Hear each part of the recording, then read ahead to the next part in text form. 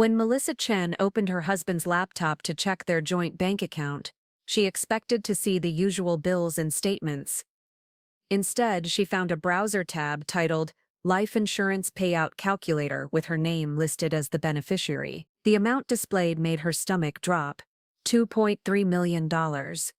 What made it worse was the date stamp showing he'd been calculating this every single day for the past 6 months. I'd love to know which corner of the globe you're watching from. And if this story speaks to you, make sure to subscribe. Tomorrow's video is one you absolutely can't miss. Melissa had always considered herself observant. As a forensic accountant for the city of Phoenix, she made her living catching financial discrepancies that others missed. Numbers told stories and she was fluent in their language, but somehow, she'd completely missed the story unfolding in her own home. The discovery happened on a Tuesday morning in March. Brandon had left for his business trip to Denver earlier than usual, forgetting his laptop charger. He'd called asking her to overnight it to his hotel, which meant accessing his computer to find the shipping information for his usual courier service. They'd shared passwords for years, a sign of trust that now felt naive. His desktop was cluttered with the usual work files. Brandon ran a successful consulting firm specializing in supply chain optimization, and his computer reflected the organized chaos of someone juggling multiple corporate clients. But there, minimized in the taskbar, was a Chrome browser window he'd forgotten to close. The life insurance calculator wasn't even the worst part. As Melissa clicked through his browsing history, a pattern emerged that made her hands shake. Searches for how long does divorce take in Arizona, spousal support calculator, and hiding assets during divorce proceedings painted a picture she didn't want to see.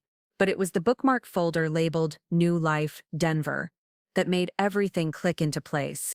Inside that folder were apartment listings, job postings, and what appeared to be a completely separate email account she'd never known existed. The email preview showed correspondence with someone named Rachel Sullivan, and the subject lines made Melissa's blood run cold. Can't wait to start our life together. House hunting this weekend. And just a few more months. Melissa sat in their kitchen, staring at the screen, trying to process what she was seeing. Their kitchen, with its granite countertops she'd picked out, the coffee maker they'd bought together for their 5th anniversary, the refrigerator covered in photos from their last vacation to Sedona. Everything looked the same, but nothing would ever be the same again. She'd met Brandon 8 years ago at a professional conference in Las Vegas. He was charming, ambitious, and had a way of making her feel like the most important person in the room. Their courtship was a whirlwind of expensive dinners, weekend getaways, and grand romantic gestures. He proposed on the anniversary of their first date, with a ring that probably cost more than her car. The early years of their marriage had been good. They'd bought their house in Scottsdale, a beautiful 4-bedroom with a pool and mountain views.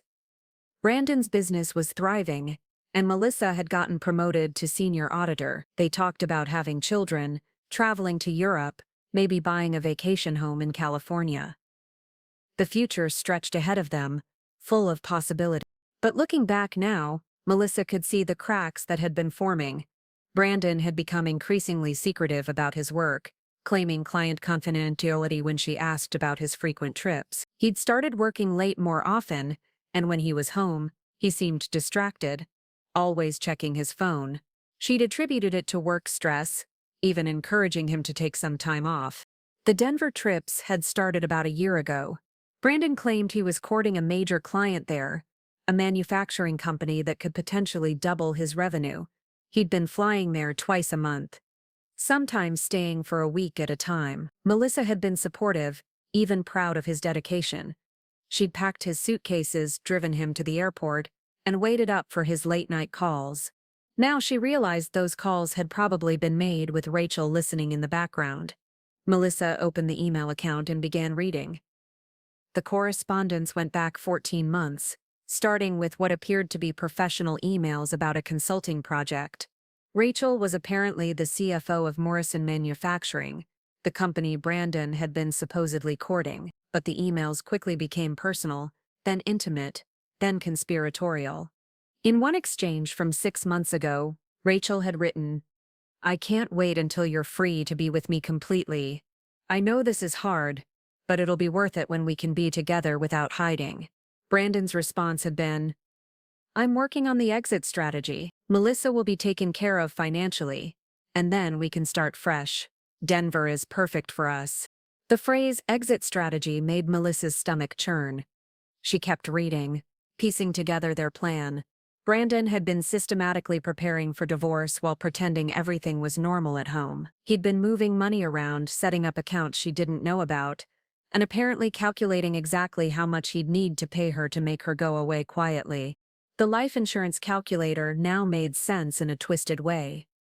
Brandon wasn't planning to kill her, but he was treating their marriage like a business transaction that needed to be dissolved. The insurance payout would be his financial obligation to her, and he was calculating it like any other business expense. Melissa found herself thinking about the past few months with new eyes. Brandon's sudden interest in updating their insurance policies, his insistence on keeping separate investment accounts for tax purposes, the way he'd been encouraging her to spend more time with her sister in California, even offering to pay for extended visits.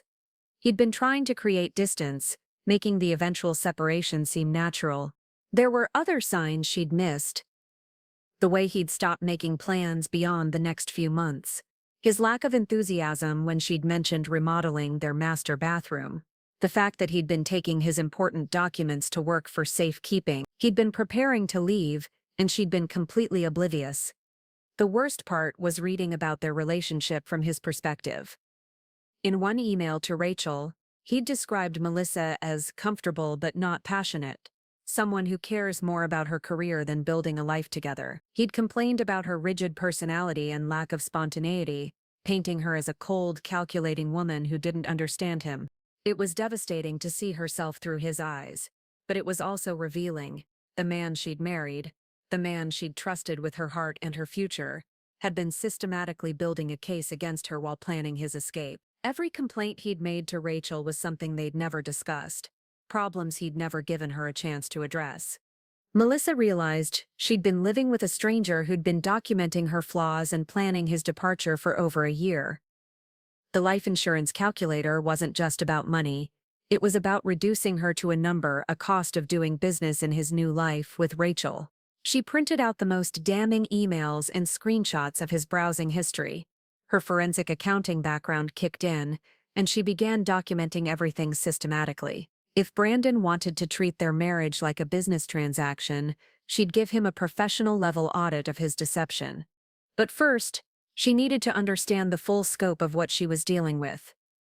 The Denver folder had more than just apartment listings and job postings.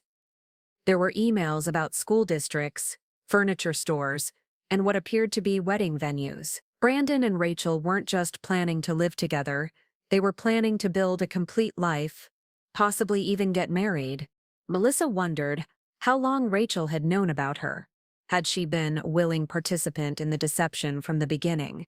Or had Brandon fed her lies about their marriage being over? The emails suggested Rachel knew Melissa existed, but seemed to believe the marriage was already effectively finished. The timeline was becoming clearer.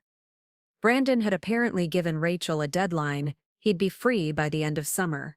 That was only 4 months away. He'd been planning to serve her with divorce papers, probably claiming irreconcilable differences, and then immediately moved to Denver to start his new life. Melissa felt a strange mix of anger and relief. Anger at the betrayal, the deception, the way he'd been planning to discard her like outdated software. But also relief that she'd discovered the truth before he could execute his plan on his terms. She wouldn't be blindsided by divorce papers or forced to react to his timeline. She had information he didn't know she possessed, and that gave her power. The laptop screen dimmed as she sat there, lost in thought. Outside, their neighbors were going about their normal routines. Mrs. Patterson was walking her dog. The Johnsons were loading their kids into the minivan for school, and the landscaping crew was arriving at the Henderson house across the street. Life was continuing normally for everyone else while her world had just imploded. Melissa looked around their kitchen again, seeing it differently now. This wasn't her home anymore. It was a stage set for a performance that had been going on for months without her knowledge. Brandon had been playing the role of devoted husband, while secretly planning his exit.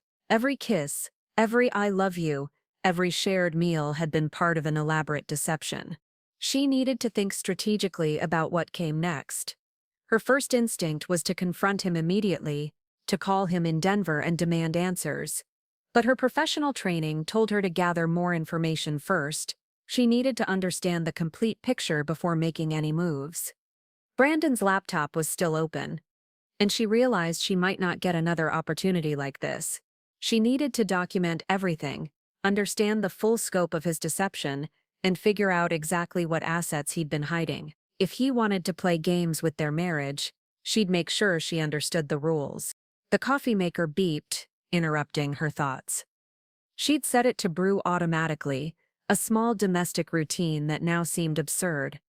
She was sitting in her kitchen discovering her husband's secret life, and the coffee maker was cheerfully doing its job as if nothing had changed.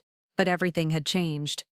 The woman who'd woken up that morning, thinking she was in a stable, if imperfect marriage, was gone. In her place was someone who needed to figure out how to protect herself from a man she'd trusted completely. Melissa poured herself a cup of coffee and sat back down at the laptop. She had work to do. The next 3 hours passed in a blur of methodical investigation. Melissa's forensic accounting skills kicked into overdrive as she systematically went through Brandon's digital footprint. What she found was more sophisticated than she'd initially realized. This wasn't just an affair, it was a carefully orchestrated financial strategy. A lot of love and effort went into bringing this story to life. If you're enjoying it, we'd be so grateful if you'd subscribe to our channel. Now, back to where we left off. Brandon had been using a secondary business account that she'd never seen statements for. The account, titled BM Strategic Solutions, his initials plus what she now realized was probably Morrison. Rachel's company name had been accumulating deposits for 8 months. The amounts were significant.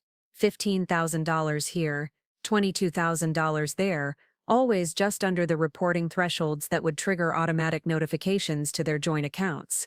The money was coming from their existing clients, but being routed through what appeared to be a shell consulting arrangement with Morrison Manufacturing. Brandon was essentially laundering his own income through Rachel's company, creating a financial trail that would be difficult to trace during divorce proceedings. It was elegant, sophisticated, and completely illegal. Melissa screenshot everything. Methodically building a digital case file, years of investigating corporate fraud had taught her that documentation was everything. She created folders on her own laptop, copying files and organizing them chronologically. The pattern that emerged was breathtaking in its calculated cruelty. Brandon had been planning this for longer than even the emails suggested. The financial manipulation went back almost 2 years, starting small with what looked like legitimate business expenses that were actually personal purchases. A client dinner in Denver that lasted 3 days, business equipment that was shipped to a residential address, a conference fees for events that didn't exist. The life insurance calculator took on new meaning as she dug deeper. Brandon wasn't just calculating her payout as a spouse, he was calculating it as a business expense against his hidden assets. He'd increased their coverage 6 months ago, not out of love or concern for her future, but as part of his exit budget. The premiums were being paid from their joint account, while he systematically moved his real assets elsewhere. Her phone buzzed with a text from Brandon. "Flight delayed. Probably won't be home until late tomorrow. Meeting with the Morrison Manufacturing team tonight about the final contract. Love you." The casual lie made her nauseous. There was no contract meeting. He was probably having dinner with Rachel, maybe even staying at the apartment they'd apparently already picked out together. The "love you" felt like a slap across the face. Melissa typed back, "Safe travels. I'll be here working on the Henderson audit." She deleted several different responses before settling on something neutral. She wasn't ready to let him know she knew, not yet. The Henderson audit was actually perfect cover for what she needed to do next. As the senior forensic accountant handling the city's largest fraud case, she had access to financial investigation tools that most people could only dream of. If Brandon wanted to play games with hidden assets, she'd show him what a professional financial investigation looked like. She spent the rest of the morning mapping Brandon's financial network. What she found was impressive and infuriating. He'd been creating multiple income streams that didn't appear on their tax returns. Consulting fees paid to LLCs he'd established in Delaware, investment returns flowing to accounts she'd never heard of, even rental income from a property she hadn't known he owned. The Denver property was particularly galling.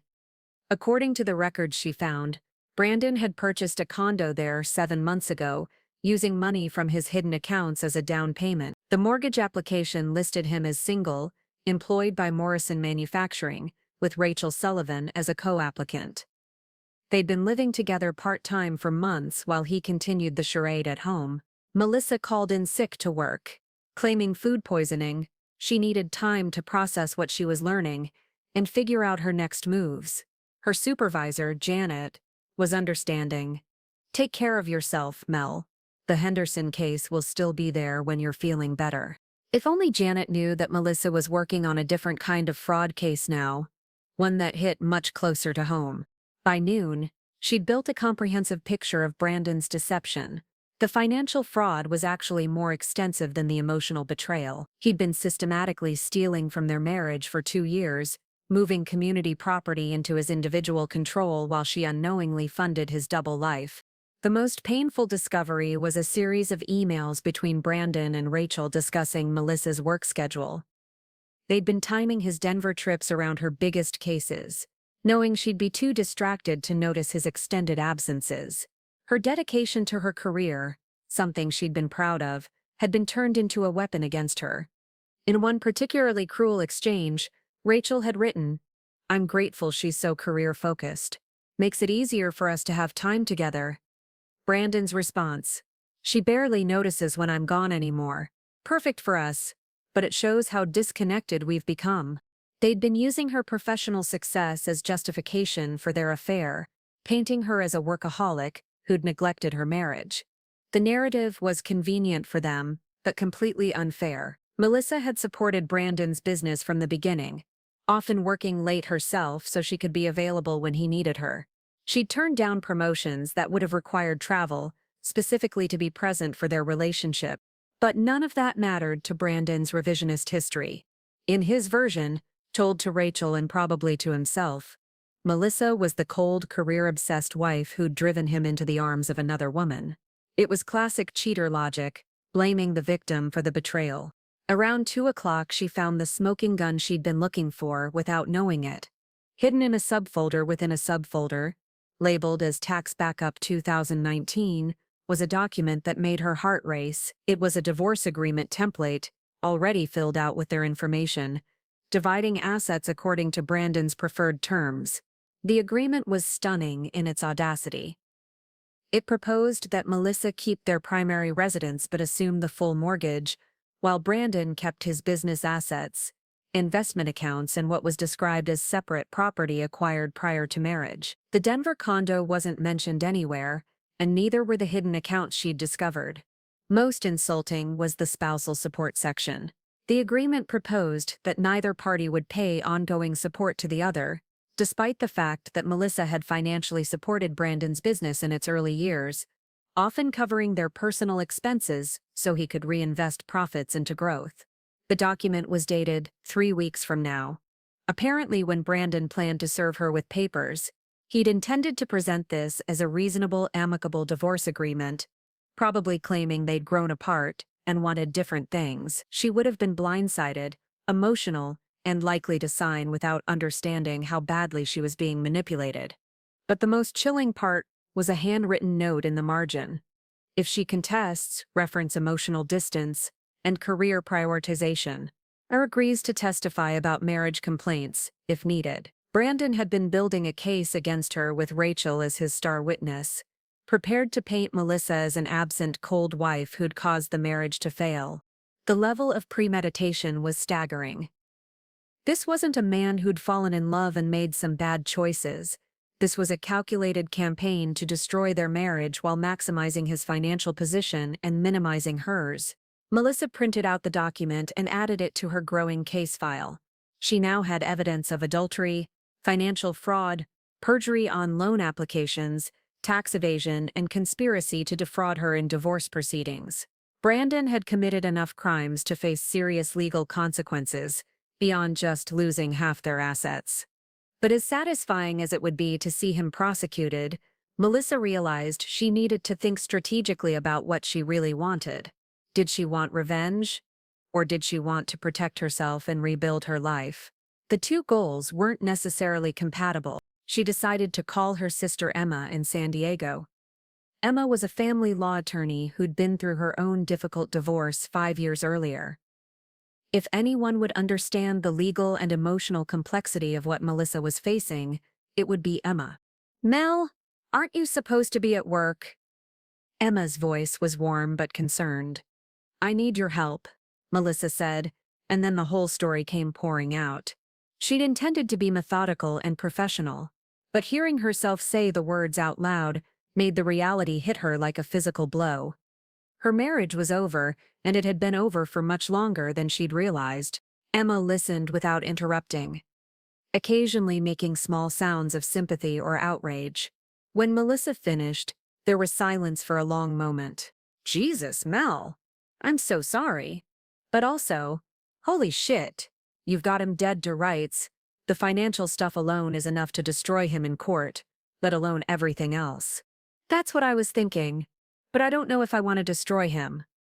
I just want to protect myself and get out of this marriage with some dignity intact."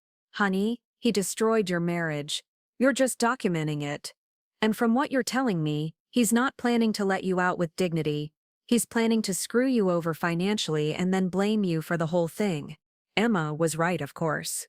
The divorce agreement Brandon had prepared wasn't the work of someone who wanted an amicable split. It was the work of someone who wanted to win at all costs, even if it meant destroying his wife's financial future. "What would you do?" Melissa asked. "I'd get ahead of this.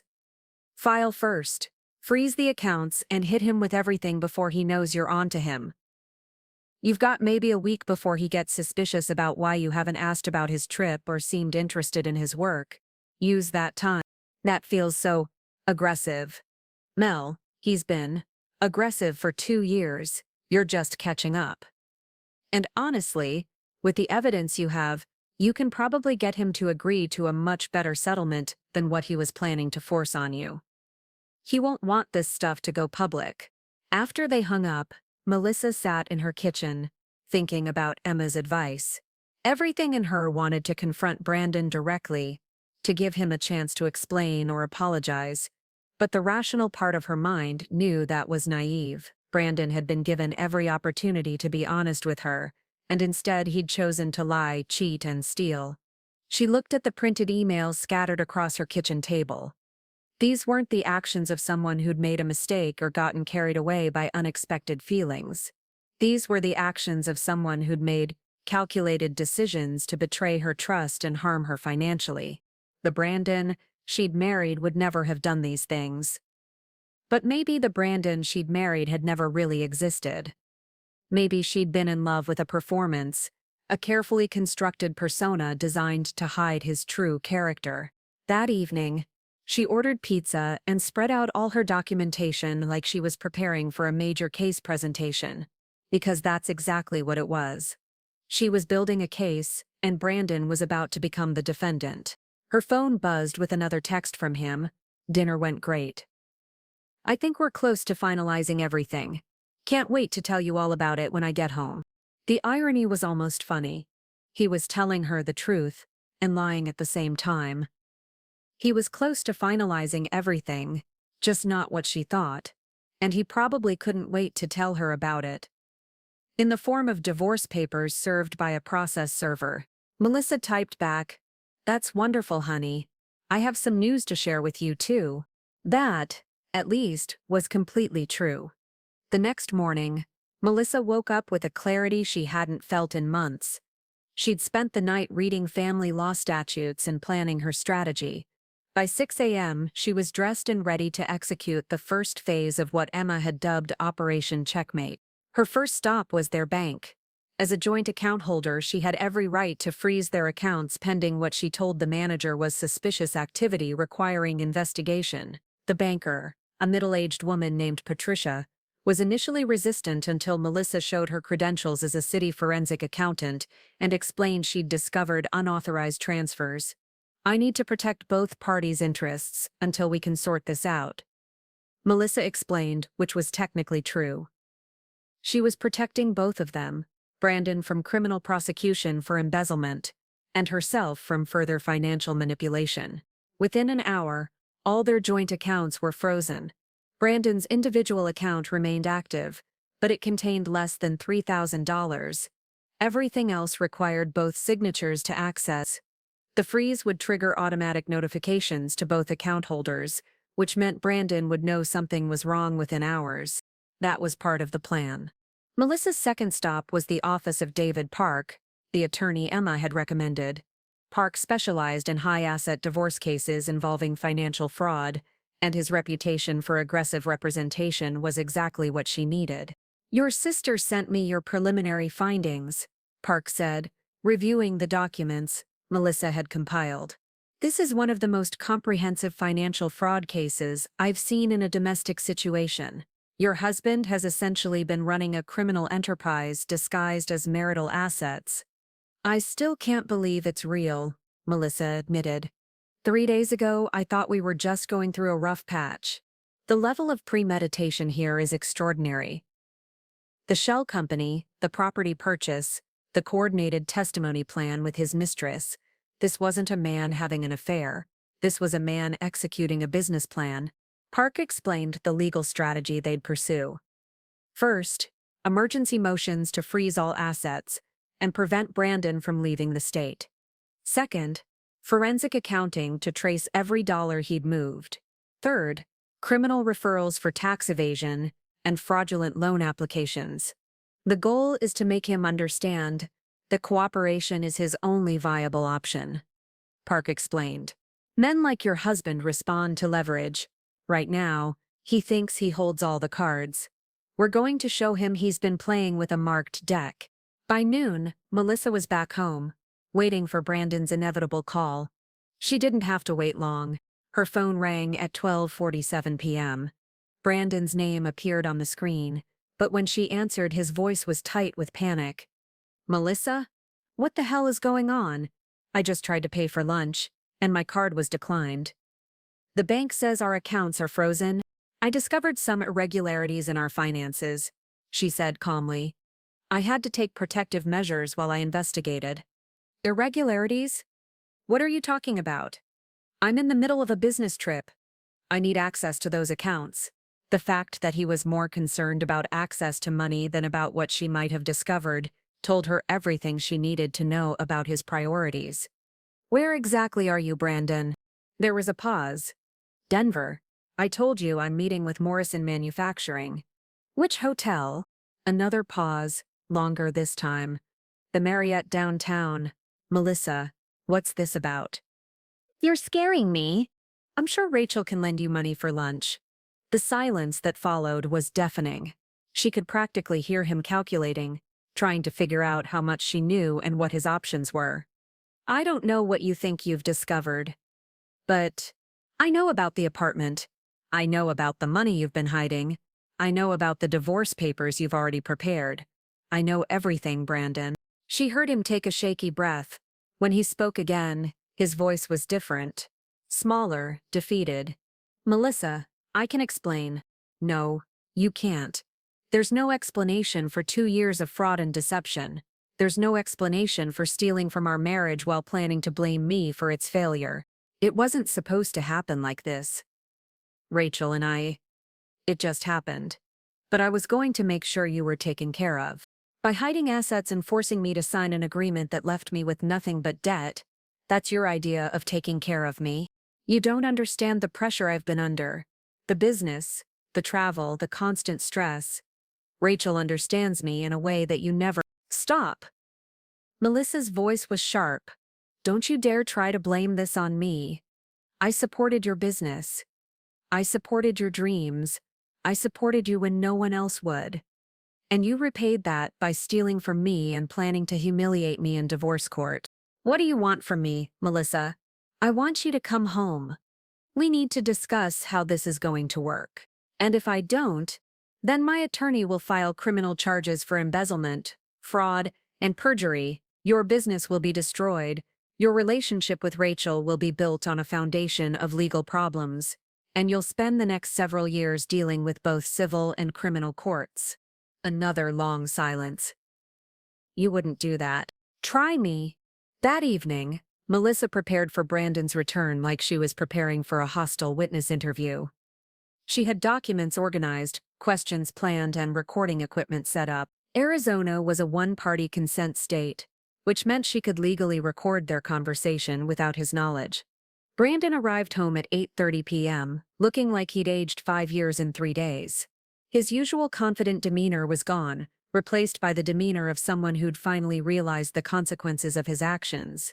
"How long have you known?" he asked, setting down his suitcase in the entryway. "Does it matter? The question is what you're going to do about it." They sat in their living room, the space that had once been the center of their shared life now feeling like a courtroom. Brandon looked around as if seeing it for the first time, or perhaps realizing he was seeing it for the last time. "I never meant for it to go this far," he said. "When I met Rachel, it was just business. She was intelligent, successful, and understood the challenges of running a company. We started talking, and then you decided to systematically rob me while planning to abandon our marriage. It wasn't like that. I was protecting both of us. Divorce is messy, expensive. I thought if I could set things up cleanly, we could both move on without destroying each other. By lying to me for 2 years? By hiding assets? By planning to commit perjury?" Brandon ran his hands through his hair, a gesture she'd once found endearing. Now it just looked pathetic. "I know how it looks, but I was trying to minimize the damage. If I'd just asked for a divorce out of nowhere, you would have been devastated. This way, you'd have time to adjust, and the financial settlement would be clean." "Clean? You were planning to steal hundreds of thousands of dollars from me. You bought a house with another woman while married to me. You were going to let me take on debt while you hid assets. That's not clean, Brandon. That's criminal. What do you want me to do? I can't undo what's been done. You can start by transferring every hidden asset back into joint accounts. You can sign over your interest in the Denver property to me. You can agree to a fair division of all assets, including the ones you've been hiding. And you can do it without forcing me to expose everything publicly. And if I do all that, then we can have a quiet, dignified divorce. Your business reputation stays intact. Your relationship with Rachel doesn't start with legal problems, and you avoid criminal charges." Brandon stared at her for a long moment. "You've changed." "No, I've just stopped being naive. The woman you married was someone who trusted you completely. That woman is gone." "Do you hate me?" The question caught her off guard. She'd expected anger, denial, maybe even attempts at manipulation. She hadn't expected vulnerability. "I don't hate you," she said honestly. "I hate what you've done. I hate that you destroyed something that could have been saved with honesty. I hate that you made me feel like I was crazy for sensing something was wrong. But I don't hate you. Rachel? She's not what you think. She's a good person who got caught up in something complicated. I don't care about Rachel, she's your problem now. My only concern is protecting myself from further damage." They talked until nearly midnight, negotiating the terms of their separation like they were dissolving a business partnership. In many ways, that's exactly what they were doing. The romantic love that had brought them together was gone, killed by Brandon's deception and Melissa's disillusionment. By the end of the conversation, they'd reached an agreement.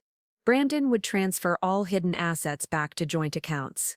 The Denver property would be sold, with proceeds going to Melissa as compensation for the money he'd diverted from their marriage. He would sign a confession detailing his financial manipulation, to be held by Melissa's attorney and used only if he violated their agreement.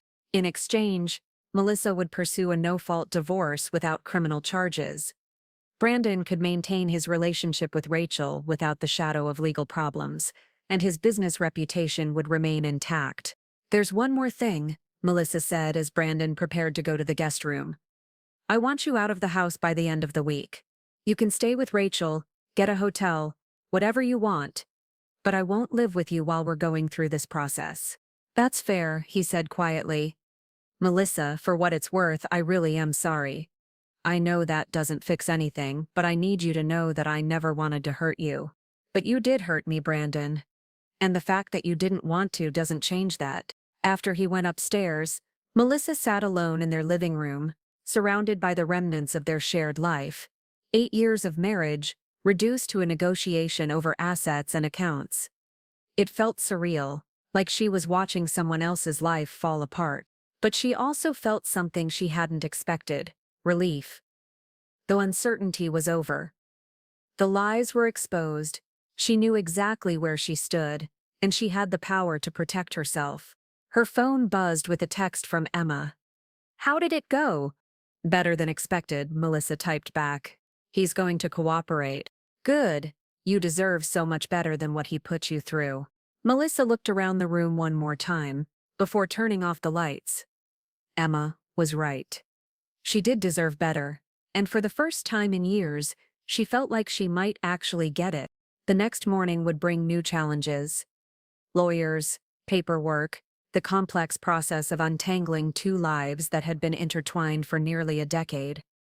But tonight, for the first time in months, Melissa felt like herself again. She was no longer the naive wife who'd trusted blindly. She was no longer the victim of someone else's elaborate deception. She was a woman who'd discovered her own strength in the face of betrayal, and she was ready to rebuild her life on her own terms. 3 weeks later, Melissa stood in the kitchen of what was now officially her house, watching Brandon load the last of his belongings into a moving truck. The process of dismantling their shared life had been surprisingly efficient once both parties stopped pretending there was anything left to save.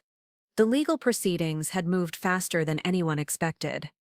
Brandon's cooperation had been complete, almost desperate in its thoroughness. He'd transferred over $340,000 in hidden assets back to joint accounts, signed over his interest in the Denver property, and provided detailed documentation of every financial manipulation he'd orchestrated. His attorney had advised complete transparency, knowing that any attempt to hide additional assets would result in criminal charges. What surprised Melissa most was how little satisfaction she felt watching him leave. She'd expected anger, vindication, maybe even a sense of victory.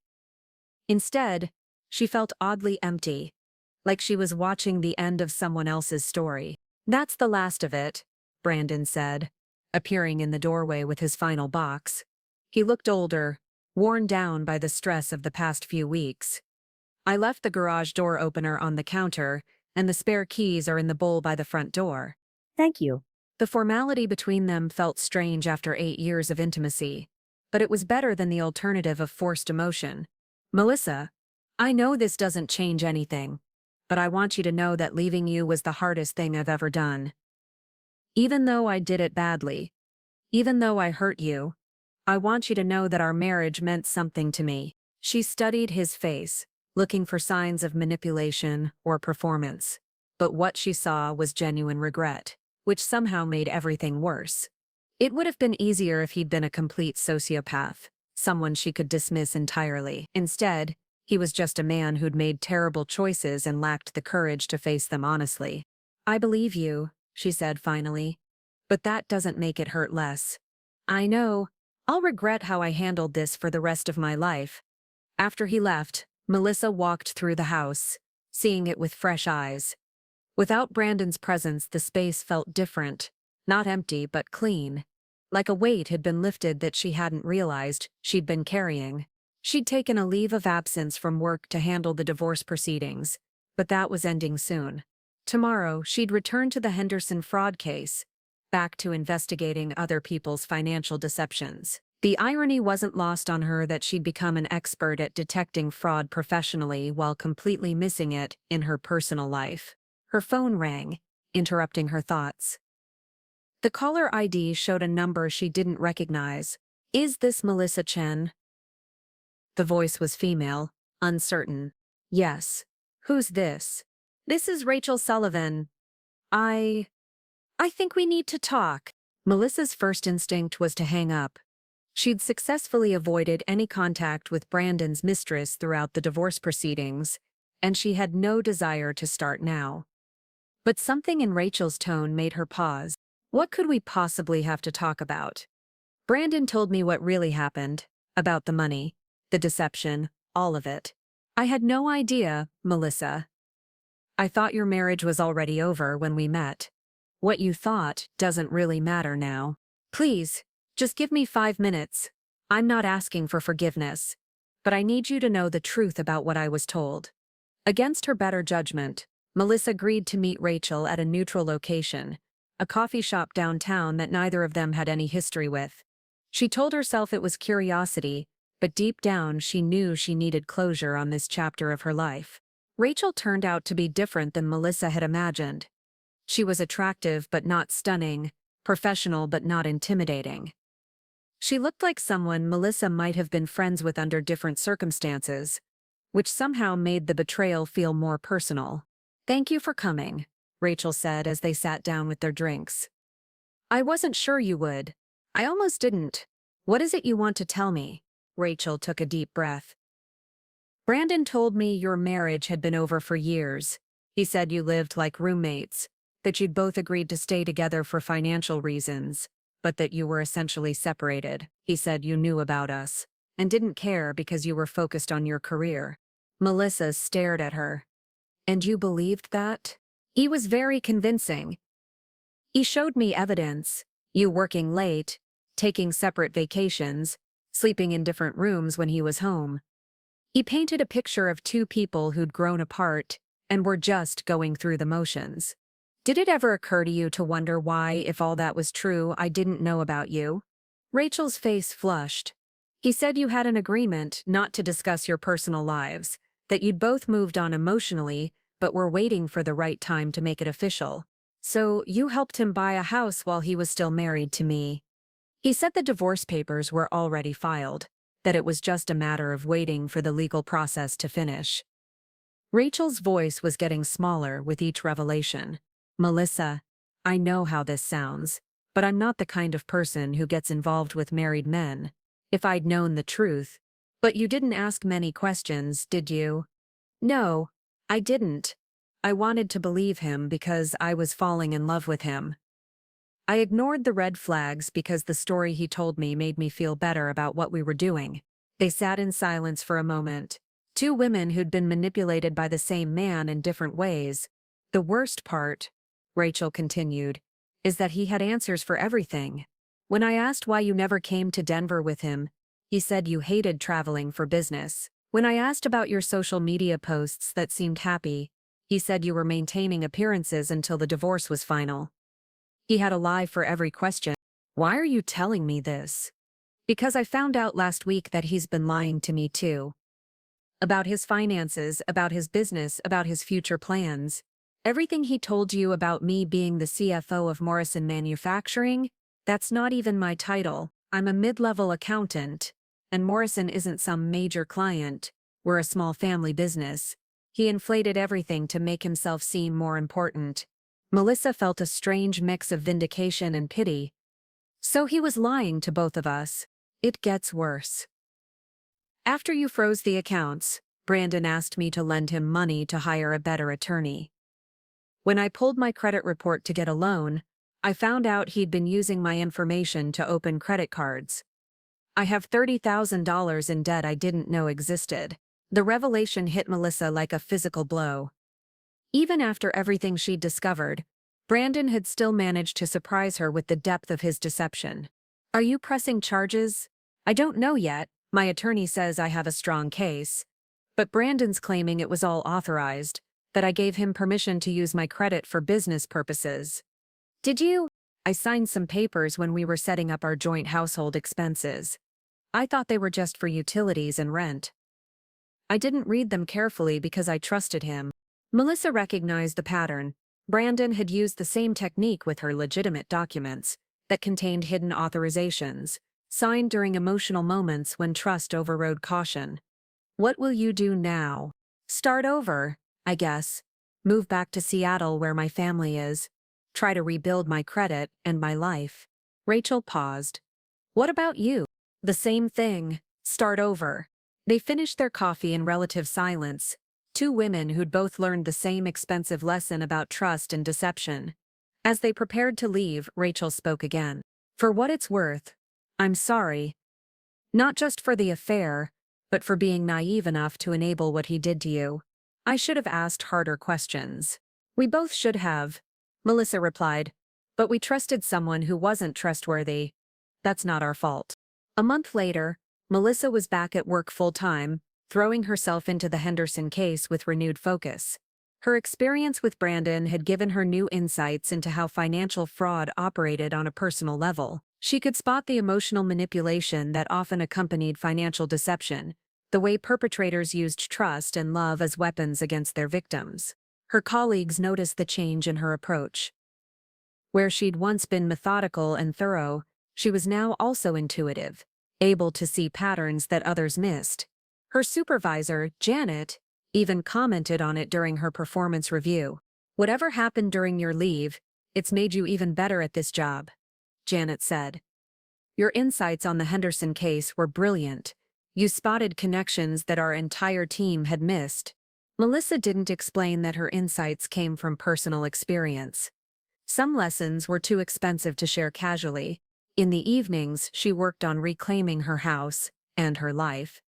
She redecorated the master bedroom, turning it into a space that was entirely hers. She joined a hiking group and started taking weekend trips to places she'd always wanted to visit. She began learning Spanish, something she'd talked about for years but never made time for.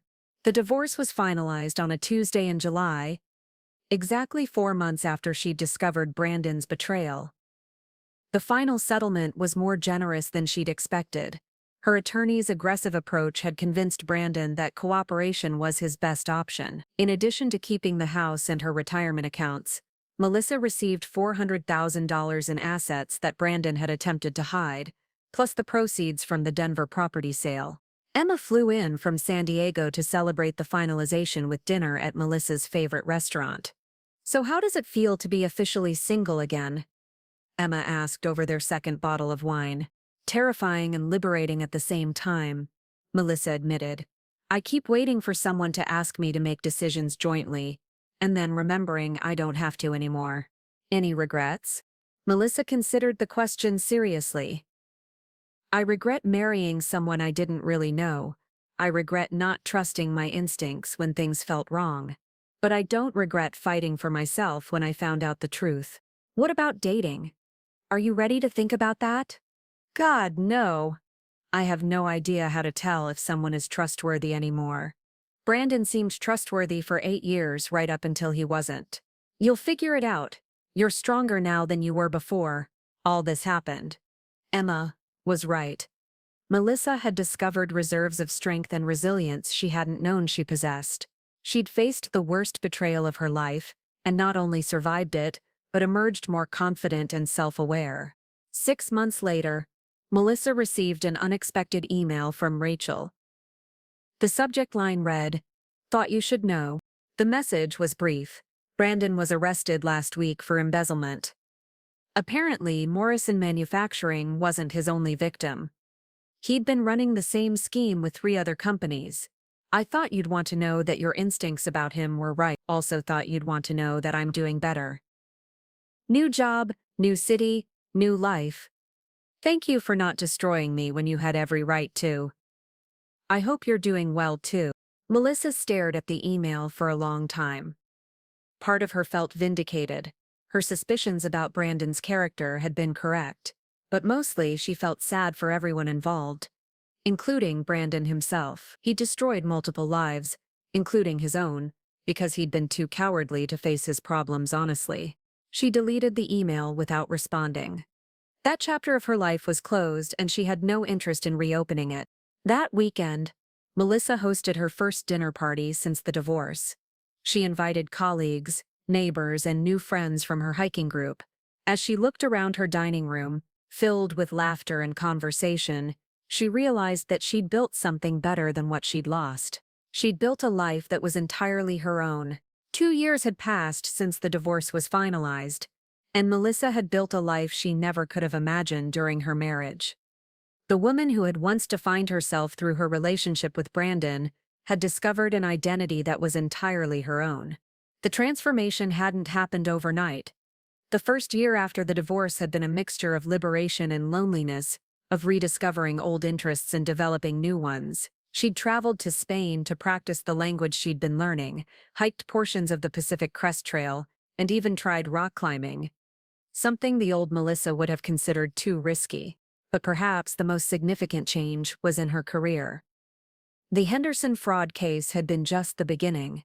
Word of her exceptional investigative skills had spread throughout the legal community, and she'd started receiving requests to consult on complex financial fraud cases. What had begun as a side project had evolved into a lucrative specialty practice. She'd taken a sabbatical from her city job to launch Chen Financial Investigations, focusing exclusively on cases involving marital fraud and hidden assets.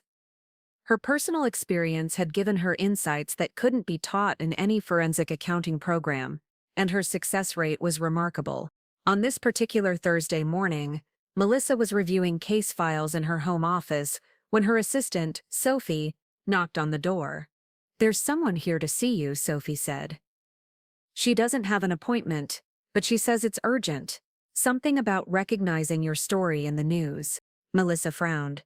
She'd been featured in several articles about financial fraud detection, but she'd never discussed her personal situation publicly.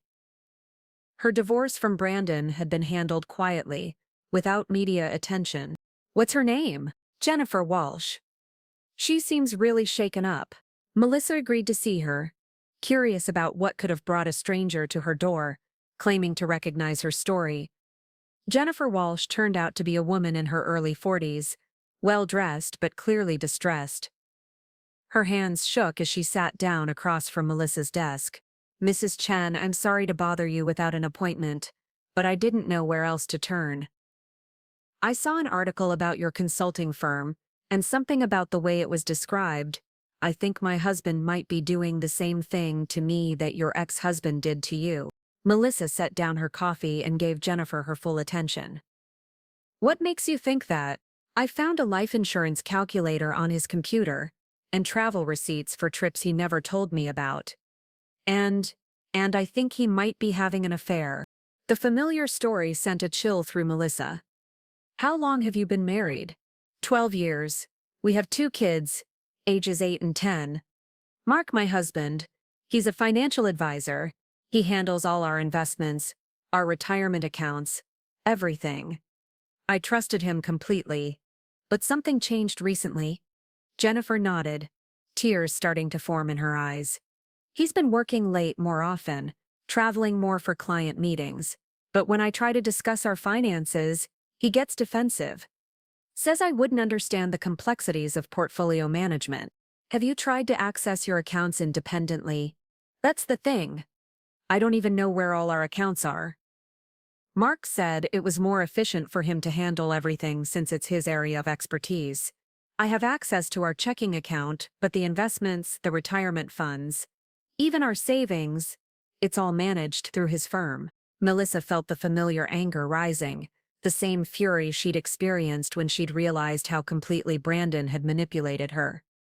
But she kept her voice calm and professional. "Jennifer, I'm going to ask you some questions, and I want you to be completely honest with me. Don't worry about how the answers might sound. Just tell me the truth." Over the next hour, a picture emerged that was disturbingly familiar. Mark Walsh had been isolating his wife from their financial information for years, claiming it was for her benefit. He'd been making unilateral decisions about major purchases and investments, and recently, he'd been encouraging Jennifer to spend more time with her sister in Portland, even offering to pay for extended visits with the children. "Last month he suggested I might want to go back to school," Jennifer said. "Get my master's degree in education like I'd always talked about. He said he'd support me financially, but the programs I was looking at were all in other states. He was trying to create distance," Melissa said. "Physical and emotional separation that would make the eventual divorce seem natural." "You really think that's what this is?" "I think you need to find out for certain. But Jennifer, if your husband is doing what I suspect, you need to be prepared to protect yourself. Men who commit this kind of financial fraud don't usually stop until they're forced to." Melissa spent the rest of the afternoon helping Jennifer develop a plan to investigate her suspicions. Unlike Melissa's situation, Jennifer didn't have professional training in financial investigation, but she had something equally valuable: a mother's determination to protect her children's future. The most important thing is to document everything without alerting him that you're suspicious, Melissa explained. If he realizes you're onto him, he might accelerate his timeline or move assets you haven't discovered yet. They arranged for Jennifer to hire Melissa officially, which would give her legal protection to investigate Mark's financial activities. It would also allow Melissa to use her professional resources to trace accounts and transactions that Jennifer couldn't access on her own. What if I'm wrong? Jennifer asked as they concluded their meeting. What if he's really just stressed about work and I'm being paranoid? Then you'll have peace of mind and a better understanding of your family's financial situation. Either way, you win. But Melissa's instincts told her that Jennifer wasn't wrong. The pattern was too familiar, the red flags too consistent with what she'd experienced with Brandon. Over the next week, Melissa dove into the Walsh investigation with the intensity of someone fighting a personal war. What she found was even more sophisticated than Brandon's scheme had been. Mark Walsh had been using his position as a financial advisor to create an elaborate network of accounts and investments that his wife couldn't trace. The life insurance policies were just the beginning. Mark had been systematically converting their joint assets into investments that only he controlled, claiming it was for tax optimization. He'd taken out loans against their home's equity without Jennifer's knowledge. Most damning of all, he'd been funneling client funds through personal accounts, a federal crime that could result in decades in prison. But it was the personal betrayal that hit closest to home. Mark's affair wasn't with a client or colleague. It was with Jennifer's best friend, Lisa, who had been part of their social circle for over a decade. The two women had been planning their children's birthday parties together while Lisa was helping Mark plan his escape from his marriage. I need to tell her, Melissa said to Sophie as they reviewed the evidence. She deserves to know before she confronts him. Are you sure that's a good idea? You're supposed to be the objective investigator here. Sophie was right. Of course. Melissa's role was to gather facts, not to manage the emotional fallout. But she couldn't shake the memory of how isolated she'd felt when she'd discovered Brandon's betrayal. Jennifer was going to need support that went beyond professional consultation. When Jennifer came in for the follow-up meeting, Melissa had prepared a comprehensive report documenting Mark's financial fraud, but she'd also prepared herself for the more difficult conversation about the affair. Before we go through the financial evidence, there's something else you need to know, Melissa began gently. It's about Lisa. Jennifer's face went white. Oh God. She's been so supportive lately, always asking how I'm doing, offering to watch the kids when Mark travels. I'm sorry, Jennifer. The evidence is pretty clear that they've been involved for at least 8 months. Jennifer stared at the wall for a long moment, processing the double betrayal. When she finally spoke, her voice was steady but cold. Show me everything. They spent the next 2 hours going through Mark's financial deceptions and personal betrayals. Unlike Melissa's discovery, which had been accidental, Jennifer now had a complete picture of her husband's activities before confronting him. She knew exactly how much money he'd hidden, which accounts he'd been manipulating, and what his timeline looked like for leaving her. He's planning to file for divorce next month, Melissa explained, showing Jennifer the divorce attorney consultation emails she'd found. Right after your mother's surgery, when you'll be in Michigan taking care of her. He was going to abandon me while I was dealing with my mother's cancer. It appears so. He probably figured you'd be too overwhelmed to fight the divorce terms he was planning to propose. Jennifer's transformation was remarkable to witness. The uncertain, frightened woman who'd walked into Melissa's office a week ago was gone, replaced by someone with steel in her spine and fire in her eyes. What do I need to do? First, we secure evidence that can't be destroyed. Then we freeze assets before he can move them. Finally, we decide whether to pursue criminal charges for the client's fund manipulation. I want him prosecuted for everything. My children's college funds, our retirement, even our grocery money. He's been stealing from all of it while I trusted him completely. Over the following weeks, Melissa watched Jennifer execute a plan that was both methodical and devastating. Working with federal investigators, they'd built a case against Mark that included mail fraud, wire fraud, and embezzlement. His financial advisory license was suspended pending investigation, and his assets were frozen to protect both his clients and his estranged wife. The confrontation, when it finally came, was anticlimactic. Mark had been arrested at his office on a Friday afternoon, so by the time he was released on bail, Jennifer had already moved the children to her sister's house and hired her own attorney. When he arrived home to find the locks changed and a process server waiting with divorce papers, his carefully constructed world had already collapsed. "He called me 17 times yesterday," Jennifer told Melissa during their final consultation, crying, begging, claiming he never meant for things to go so far, saying Lisa manipulated him into betraying our marriage. "What did you tell him?" "Nothing. I let it all go to voicemail. I'm done listening to his lies." The criminal case against Mark moved forward quickly. Faced with overwhelming evidence and the prospect of decades in federal prison, he accepted a plea deal that included restitution to his clients, forfeiture of hidden assets, and 5 years in prison. Jennifer would receive everything she was entitled to in the divorce, plus additional compensation for the financial crimes he'd committed against their family. But perhaps more importantly, Jennifer had discovered her own strength.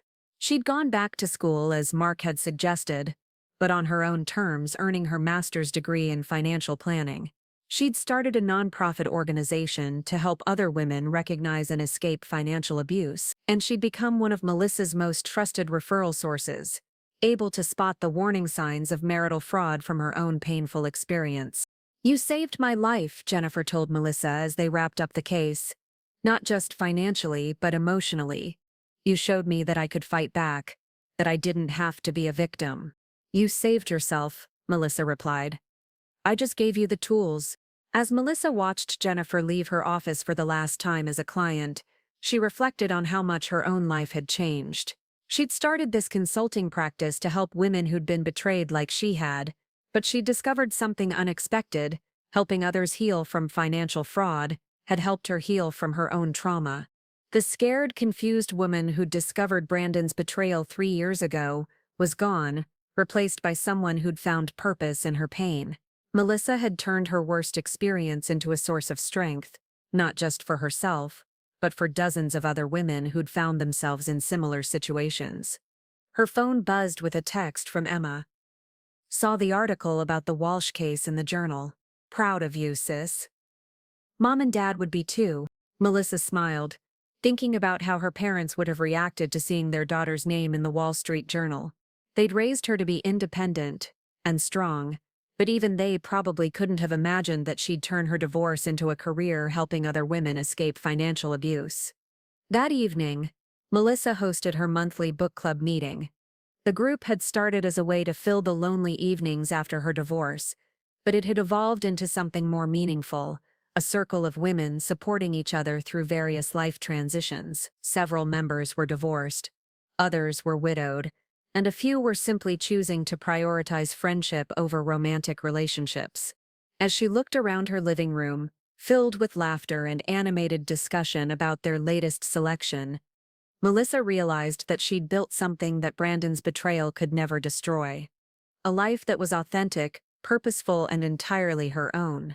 The woman who had once measured her worth by her marriage had discovered that her true value lay in her ability to rebuild not just her own life, but to help others rebuild theirs as well.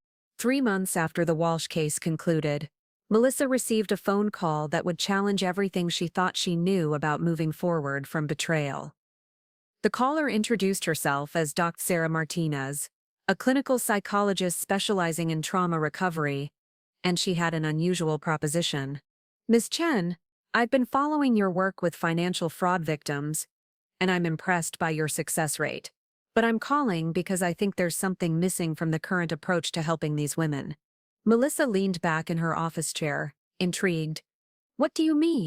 "You're excellent at helping them protect their assets and navigate the legal system. But what about the psychological aftermath? The trust issues, the self-doubt, the fear of making the same mistakes again.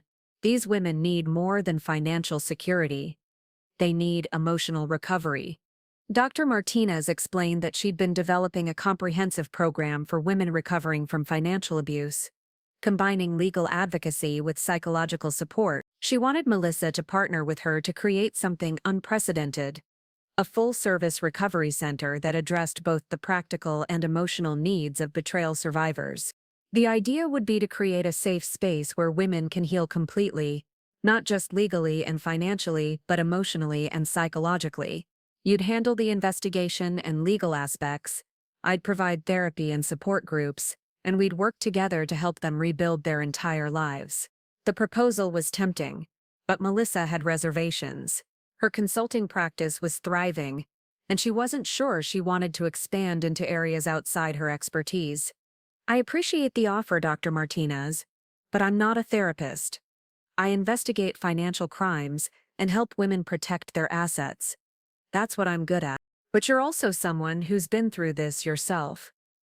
Your clients trust you because you understand their experience in a way that most professionals never could. That's exactly what this program needs. After they hung up, Melissa couldn't stop thinking about the conversation. She'd helped dozens of women navigate the legal and financial aspects of their divorces, but she'd often wondered what happened to them afterward. Did they find happiness? Did they learn to trust again? Did they heal completely? Or did they just learn to function around their wounds? The question became more pressing when she received an unexpected email from one of her former clients, Patricia Hoffman. Patricia had hired Melissa 2 years ago after discovering her husband's extensive financial deceptions, and they'd successfully recovered over $800,000 in hidden assets. But the email suggested that financial victory hadn't translated to personal peace. Melissa, I hope you're doing well. I wanted to reach out because I'm struggling, and I don't know where else to turn. The divorce is final, the money is secured, and legally everything worked out better than I could have hoped, but I can't seem to move forward with my life. I don't trust anyone anymore. I second-guess every decision. I keep waiting for the other shoe to drop. I know you're not a therapist, but you're the only person to really understands what I went through. Do you have any advice? The email hit Melissa harder than she'd expected. She'd considered the Hoffman case one of her greatest successes. They'd exposed a sophisticated fraud scheme and secured a substantial settlement. But apparently, winning the legal battle hadn't won the war for Patricia's peace of mind. Melissa called Dr. Martinez back that afternoon. I've been thinking about your proposal, she said. I think you might be right about the missing piece. I just heard from a former client who's struggling emotionally despite having a successful legal outcome. Maybe there is more we could be doing. They arranged to meet in person to discuss the details. Dr. Martinez's office was in a converted Victorian house in downtown Phoenix, with comfortable seating areas and warm lighting that immediately put visitors at ease. Melissa could see why her clients found her approachable. The traditional model treats financial abuse as a legal problem with legal solutions, Dr. Martinez explained as they sat in her consultation room. But financial abuse is really a form of psychological warfare. The money is just the weapon. The real damage is to the victim's sense of reality, self-worth, and ability to trust their own judgment. She showed Melissa research data on the long-term effects of financial abuse. Even women who successfully recovered their assets often struggled with anxiety, depression, and relationship difficulties for years afterward. Many never remarried, not by choice but because they couldn't overcome their fear of being deceived again. What I'm proposing is a holistic approach, Dr. Martinez continued. Legal advocacy, financial planning, therapy, support groups, and practical life skills training, all under one roof. We'd help women not just survive their betrayal, but truly thrive afterward. The more they talked, the more excited Melissa became about the possibilities. She'd always felt like her work was incomplete. She could help women protect themselves legally and financially, but she couldn't help them rebuild their emotional lives. This partnership could fill that gap. What would my role be exactly? You'd continue doing what you do best, financial investigations and legal advocacy. But you'd also share your personal story with clients, lead support groups for women in similar situations, and help develop our educational programming about financial red flags. The idea of sharing her story publicly was daunting. Melissa had been deliberately private about her personal experience with Brandon, preferring to let her professional expertise speak for itself. But she recognized the power of survivor testimony in helping others heal. They spent the next several weeks developing a business plan for what they decided to call the Phoenix Recovery Center. The name was deliberately chosen. They wanted to help women rise from the ashes of their betrayals stronger than before. The center would offer comprehensive services: forensic accounting, legal referrals, individual therapy, group counseling, financial literacy education, and practical life skills workshops. They'd also provide emergency assistance for women who needed to escape immediately dangerous situations. But the centerpiece of the program would be the survivor mentorship component. Women who'd completed their own recovery journeys would be trained to support others going through the process. Melissa would be the first mentor, but they hoped to recruit others as the program grew. The goal is to create a community, Dr. Martinez explained to their first potential investor, a wealthy philanthropist whose daughter had been victimized by financial abuse. Not just a service provider, but a network of women supporting each other through recovery and beyond. The investor was immediately interested. Within a month, they'd secured funding for a pilot program. Melissa took a leap of faith and sold her consulting practice to focus entirely on the recovery center. Their first client was a referral from Jennifer Walsh, a woman named Diana Rodriguez, whose husband had been systematically draining their business accounts while having an affair with his business partner. Diana's case was complicated by the fact that she was an immigrant whose residency status was tied to her marriage, making her particularly vulnerable to her husband's threats. "He told me that if I tried to leave him, he'd have me deported," Diana explained during her intake session. "He said I'd lose my children, my home, everything. I believed him because I didn't understand the legal system here." Melissa's forensic investigation revealed that Diana's husband had been using her immigration status as a weapon, lying about her legal rights while stealing money that belonged to both of them.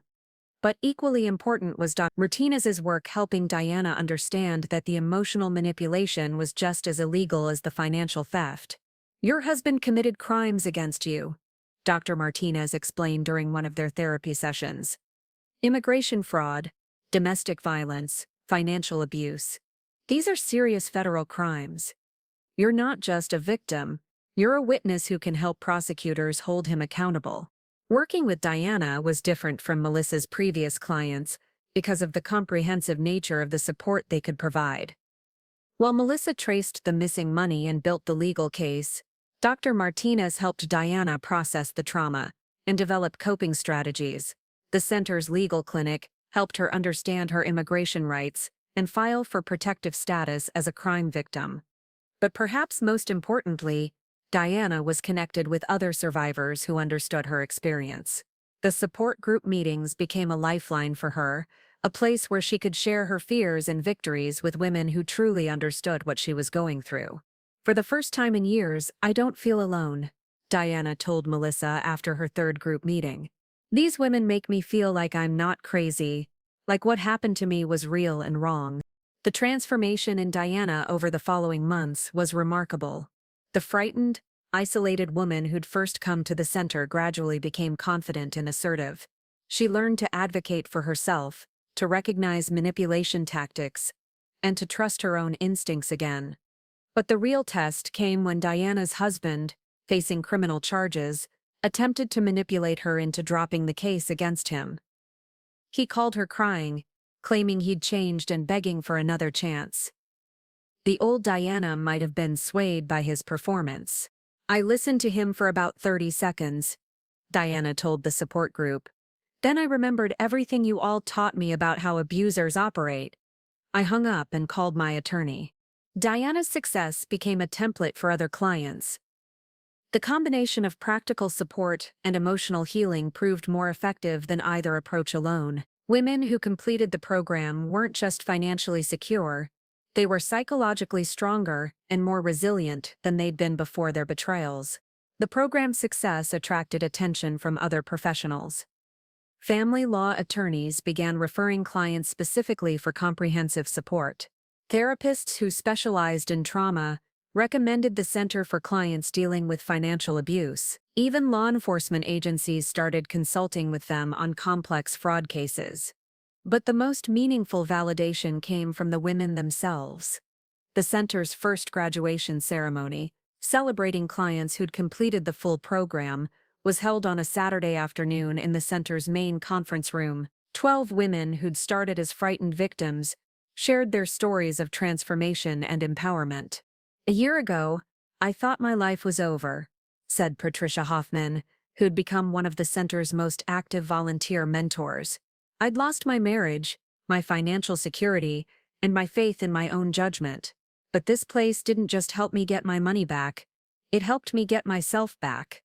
As Melissa listened to the testimonials, she realized that Dr. Martinez had been right about the missing piece. Financial recovery without emotional healing was incomplete, but emotional healing without practical protection was ineffective. The magic happened when both elements worked together. The success of the pilot program led to expansion. They opened a second location, hired additional staff, and began developing online resources for women who couldn't access their services in person. Melissa found herself traveling across the country, speaking at conferences and training other professionals to recognize and address financial abuse. But perhaps the most unexpected development was personal.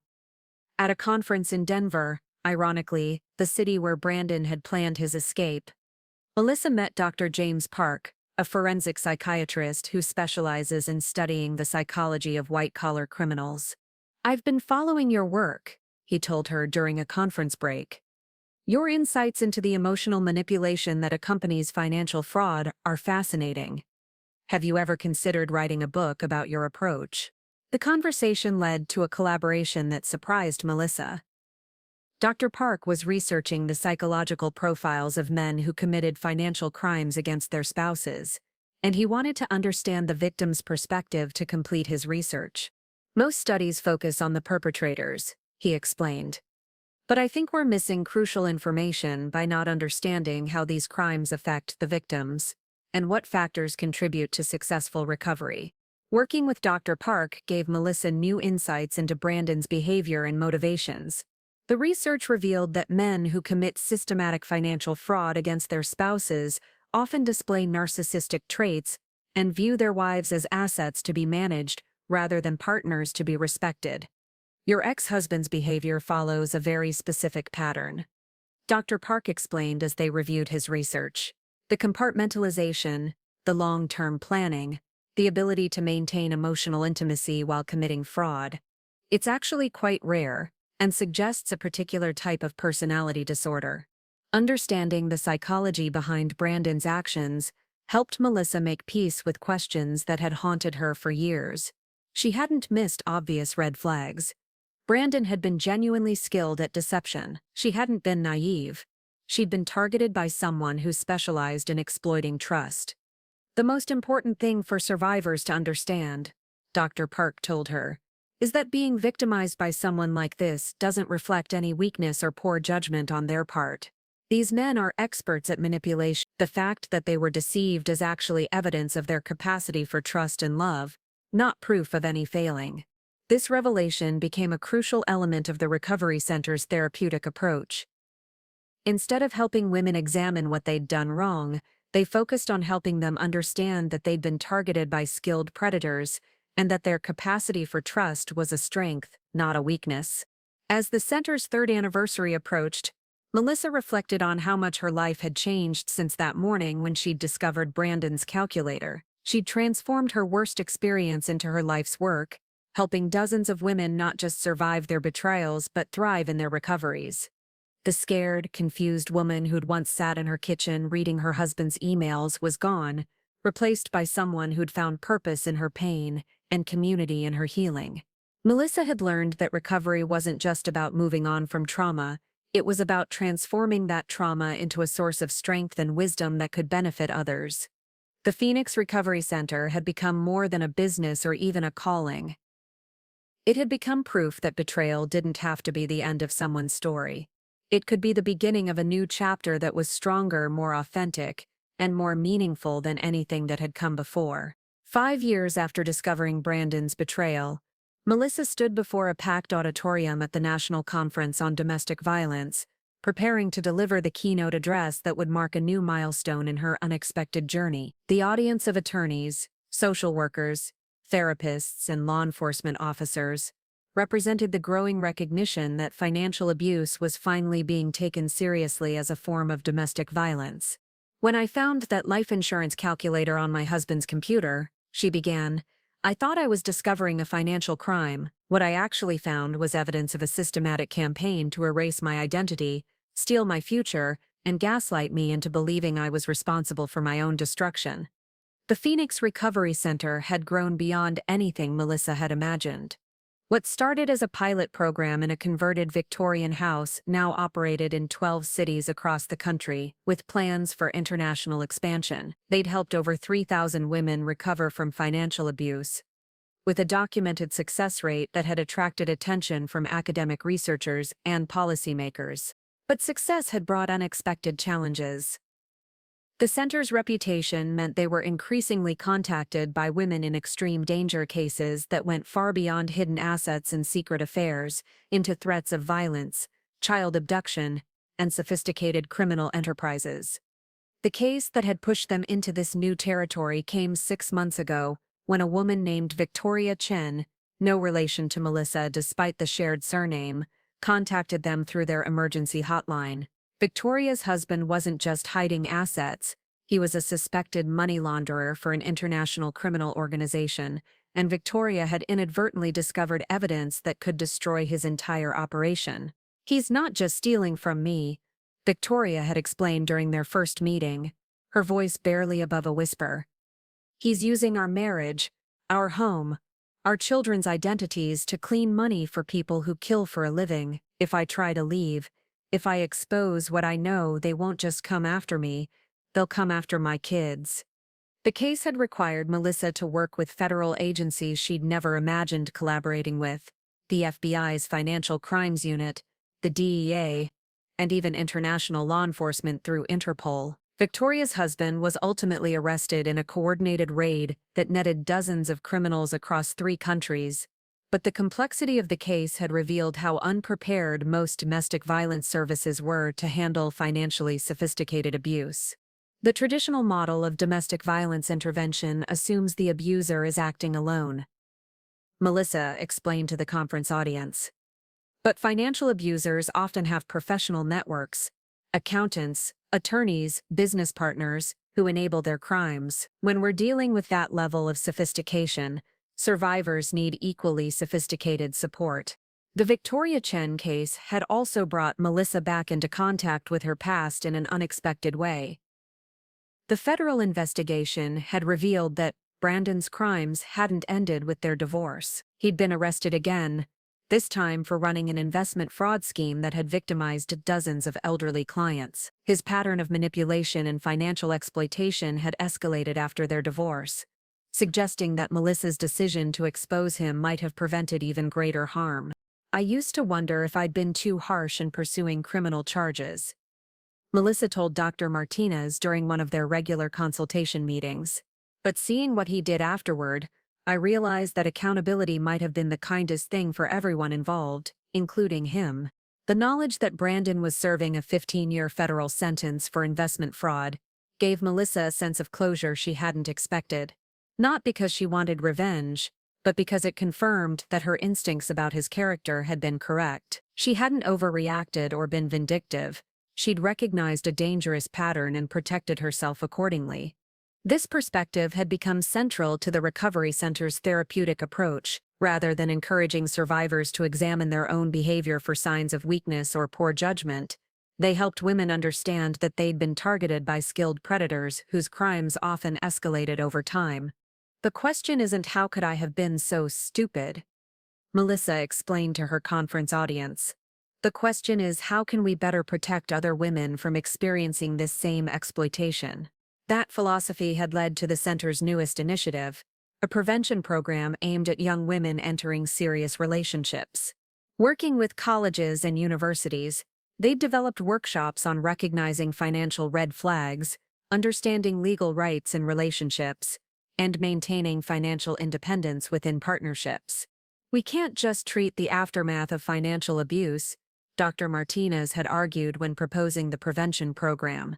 We need to teach women to recognize the warning signs before they become victims.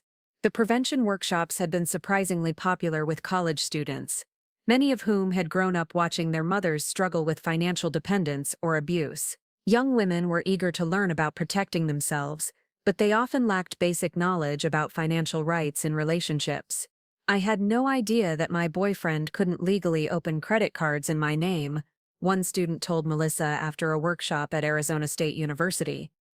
I thought if we were living together, he could handle financial stuff for both of us. These conversations had inspired Melissa to write the book that Dr. James Park had first suggested years ago. Financial Predators, Recognizing and Escaping Economic Abuse, had become a bestseller not because of its sensational content, but because it filled a genuine need for practical information about a widely misunderstood crime. The book's success had led to media appearances, including a profile on 60 Minutes that brought national attention to the issue of financial abuse. The exposure had been overwhelming at first. Melissa received hundreds of emails from women sharing their own stories of financial exploitation, but it had also led to policy changes that could help future victims. Several states had passed legislation specifically criminalizing financial abuse within intimate relationships, closing legal loopholes that had allowed perpetrators to escape prosecution. The laws were being called Melissa's Laws by advocates, a designation that made her both proud and uncomfortable. "I don't want this to be about me," she told the reporter from the Washington Post, who was writing about the legislative changes. "I want it to be about creating a system that protects women before they're victimized and supports them completely when they need help." But perhaps the most meaningful recognition had come from an unexpected source. 3 months ago, Melissa had received a letter from Rachel Sullivan, Brandon's former mistress and fellow victim. Rachel had been following Melissa's work and wanted to express her gratitude for the example of strength and resilience she'd provided. "Watching how you handled your situation gave me the courage to rebuild my own life," Rachel had written.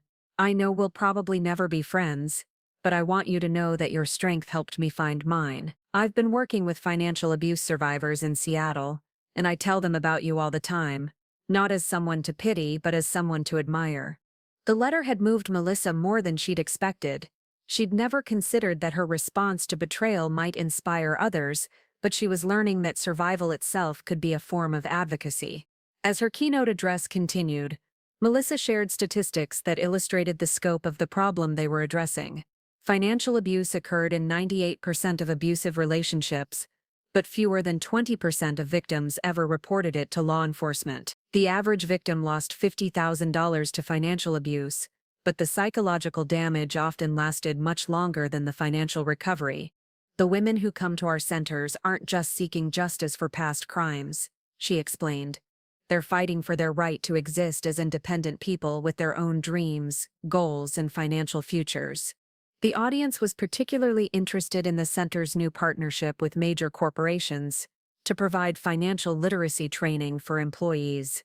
Several Fortune 500 companies had contacted the center after learning that financial abuse was affecting employee productivity and retention. Workers who were being financially controlled at home often couldn't focus on their jobs, took excessive sick leave, or made financial decisions based on fear rather than logic. Employers are starting to understand that domestic violence isn't just a personal problem, it's a workplace issue that affects everyone, Melissa explained.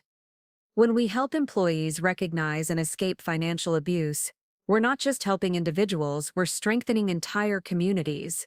The corporate partnerships had also provided a new revenue stream that made the center's services more sustainable. Instead of relying entirely on grants and donations, they could generate income through training contracts while expanding their reach to women who might never have accessed traditional domestic violence services. After her speech, Melissa was approached by Dr. Elena Rodriguez, a researcher from Harvard Law School who'd been studying the effectiveness of different approaches to financial abuse intervention. Your model is achieving outcomes that we've never seen before, Dr. Rodriguez told her. The combination of immediate crisis intervention, comprehensive legal support, psychological therapy, and long-term community building, it's revolutionary. We'd like to study your approach to help other organizations replicate it. The prospect of academic validation was gratifying, but Melissa was more interested in practical applications. What would help us most is research that helps us identify victims earlier, she said.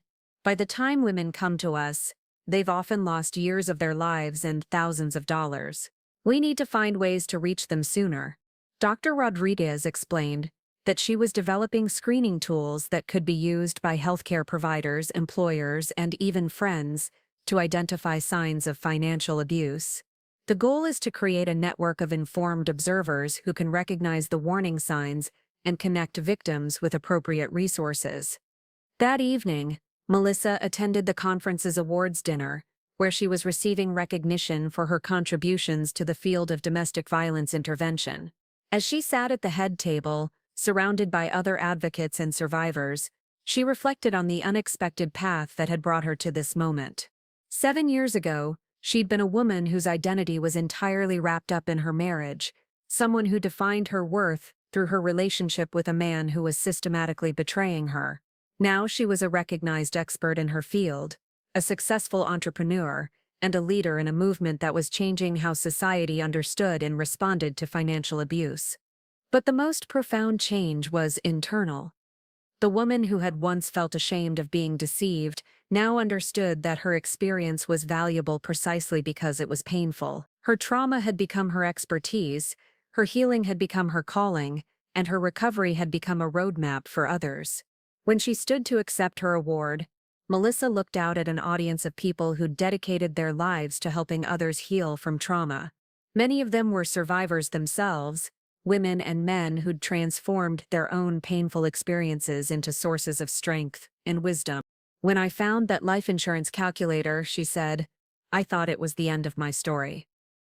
I thought discovering my husband's betrayal meant that I'd failed as a wife, as a woman, as a person. What I've learned is that it was actually the beginning of my real story, the story of who I was when I stopped trying to be who someone else wanted me to be. The standing ovation that followed was gratifying. But what moved Melissa most was seeing Jennifer Walsh in the audience. Applauding enthusiastically, Jennifer had become not just a former client, but a close friend and collaborator. Someone who understood both the devastation of betrayal and the possibility of transformation. After the ceremony, Melissa and Jennifer walked through downtown Phoenix, past the office building where Melissa had once worked as a city auditor, past the coffee shop where she'd first met with Rachel, past the bank where she'd frozen her accounts all those years ago. Do you ever wonder what would have happened if you hadn't found that calculator? Jennifer asked. Melissa considered the question seriously. Sometimes, but I think I would have found out eventually. The truth has a way of revealing itself, and Brandon wasn't as careful as he thought he was. The question is whether I would have had the courage to act on what I discovered. What do you think? I hope so, but I'm grateful I didn't have to find out.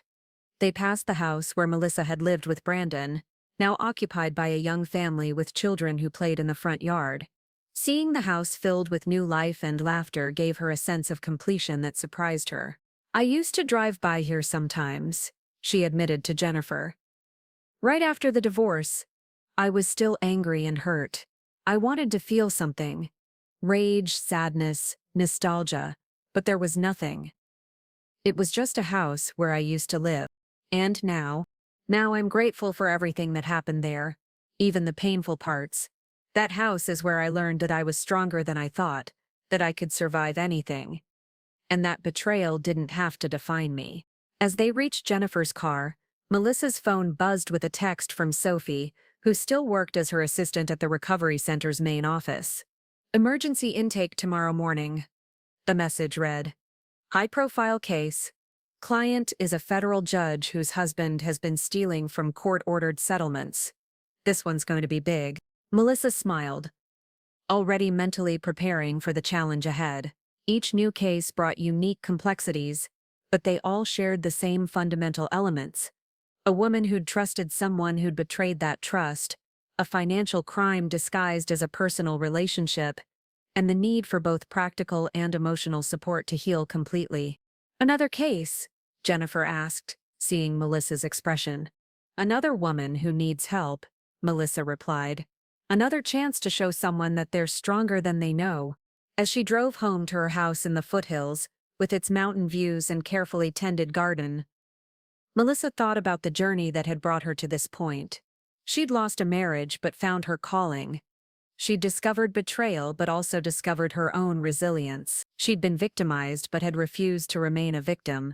The life she'd built was nothing like the one she'd planned when she married Brandon, but it was authentically hers in a way that her married life had never been. She'd learned that happiness didn't require the absence of pain, it required the courage to transform pain into purpose, isolation into community, and personal healing into collective strength. Her phone rang as she pulled into her driveway. The caller ID showed Dr. Martinez's number. "How did the speech go?" her partner asked. "Better than expected." The response was incredible. "I think we're going to have more requests for new centers than we can handle." "That's a good problem to have." Ready to change the world? Melissa looked at her house, at the life she'd built from the ashes of her marriage, at the future she was creating not just for herself, but for thousands of women who would benefit from the work they were doing together. "I think we already are," she said. That night, as she prepared for bed in the master suite she'd redesigned to reflect her own taste rather than compromise with someone else's preferences, Melissa reflected on the question that had haunted her for years: what if she'd never found that calculator? She'd finally realized that the question was irrelevant. Life didn't offer alternate timelines or do-overs. It offered only the choice between remaining stuck in victimhood or moving forward into strength. She'd chosen strength, and that choice had led to everything good in her current life. The woman who'd once measured her worth by her marriage had discovered that her true value lay in her ability to help others recognize their own worth. The discovery that had once seemed like the worst thing that could happen to her had become the foundation for the best things in her life. Melissa fell asleep that night, knowing that tomorrow would bring new challenges, new women who needed help, new opportunities to transform trauma into healing. And she couldn't wait to get started. The federal judge case that Sophie had mentioned proved to be one of the most complex the center had ever handled. Judge Margaret Thornfield had spent 30 years on the bench, presiding over high-stakes civil cases involving millions of dollars in settlements and awards. Her reputation for integrity was impeccable, which made the discovery of her husband's crimes all the more shocking. "He's been skimming from court-ordered settlements for over a decade," Judge Thornfield explained during their initial consultation, her judicial composure cracking as she spoke. "Small amounts at first, just a few thousand here and there from cases involving deceased plaintiffs with no family to notice. But it escalated. He's stolen over $2 million from people who trusted the court system to protect their interests." The case required unprecedented coordination with federal law enforcement. The FBI's Public Corruption Unit was already investigating, but they needed the center's expertise to understand the full scope of the financial manipulation and its impact on the judge's family.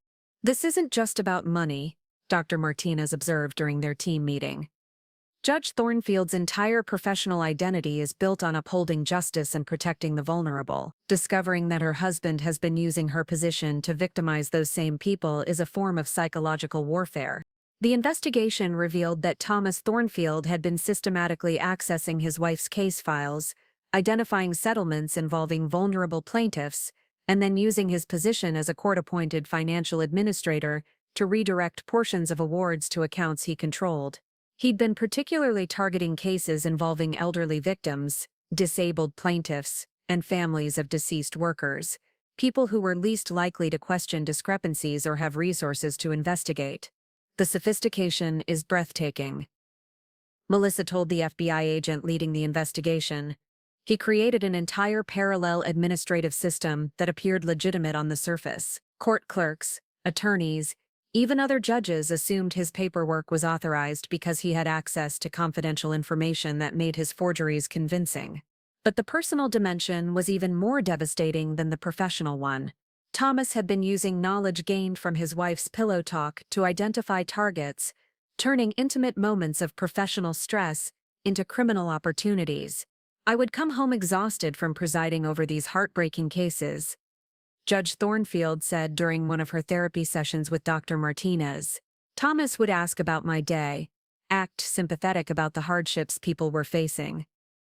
I thought he was being supportive. I had no idea he was gathering intelligence.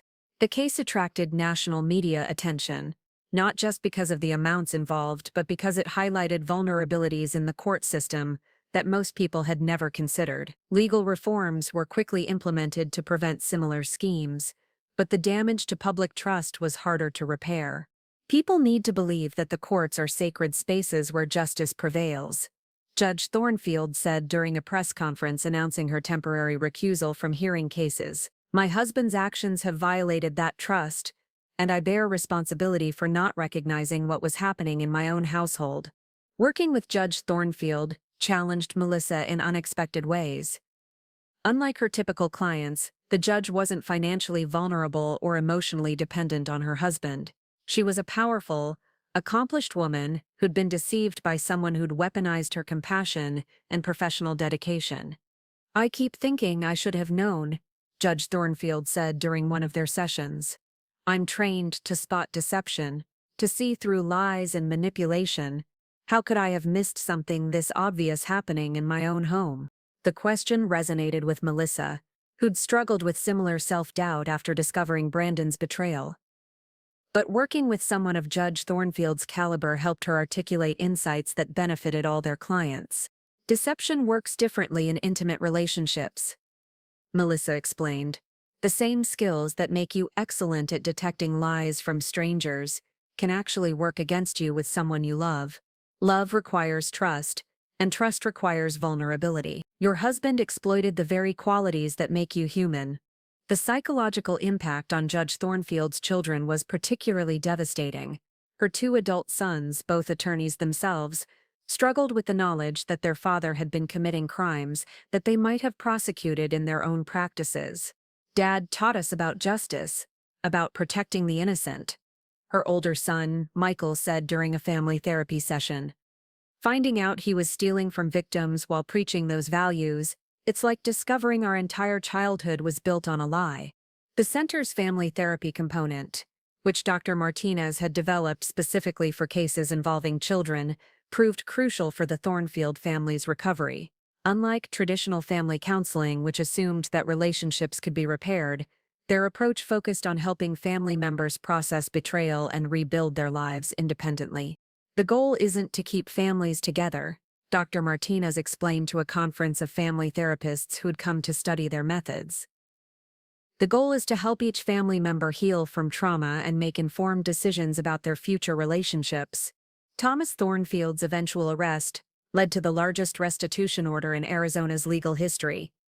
The investigation had uncovered dozens of additional victims, many of whom had never realized they'd been cheated. The recovery process would take years, but Melissa's team had developed protocols for handling large-scale victim notification and compensation that became a model for similar cases. What strikes me about this case, Melissa told the federal prosecutor handling the charges, is how it illustrates that financial predators adapt to whatever environment they're in. Thomas couldn't steal from his wife directly because she was too knowledgeable about finances, so he found a way to steal from the system she represented.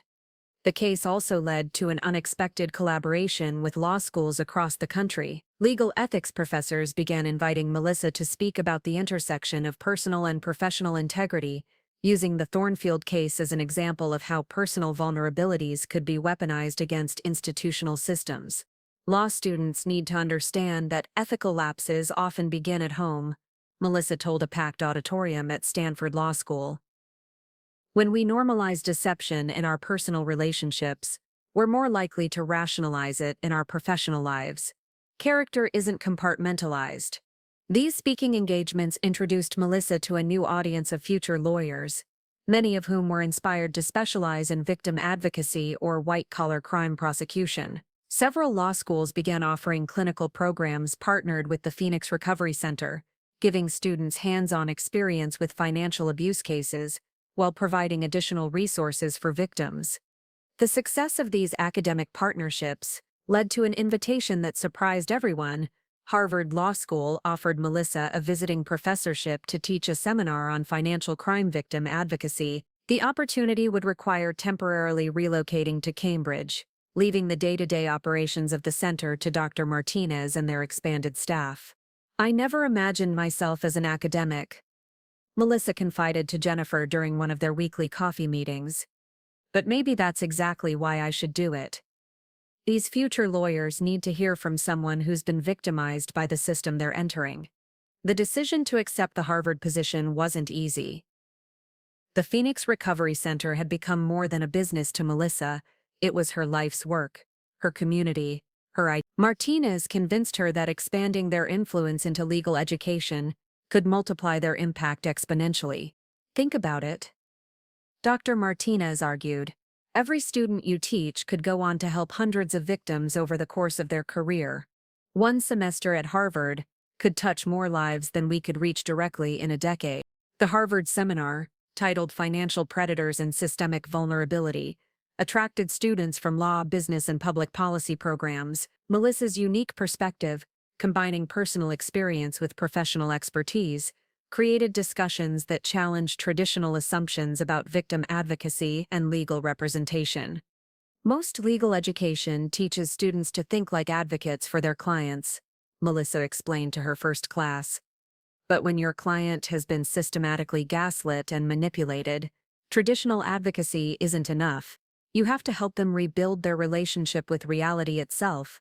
The students were particularly engaged by case studies that demonstrated how financial abusers used legal and financial systems as weapons.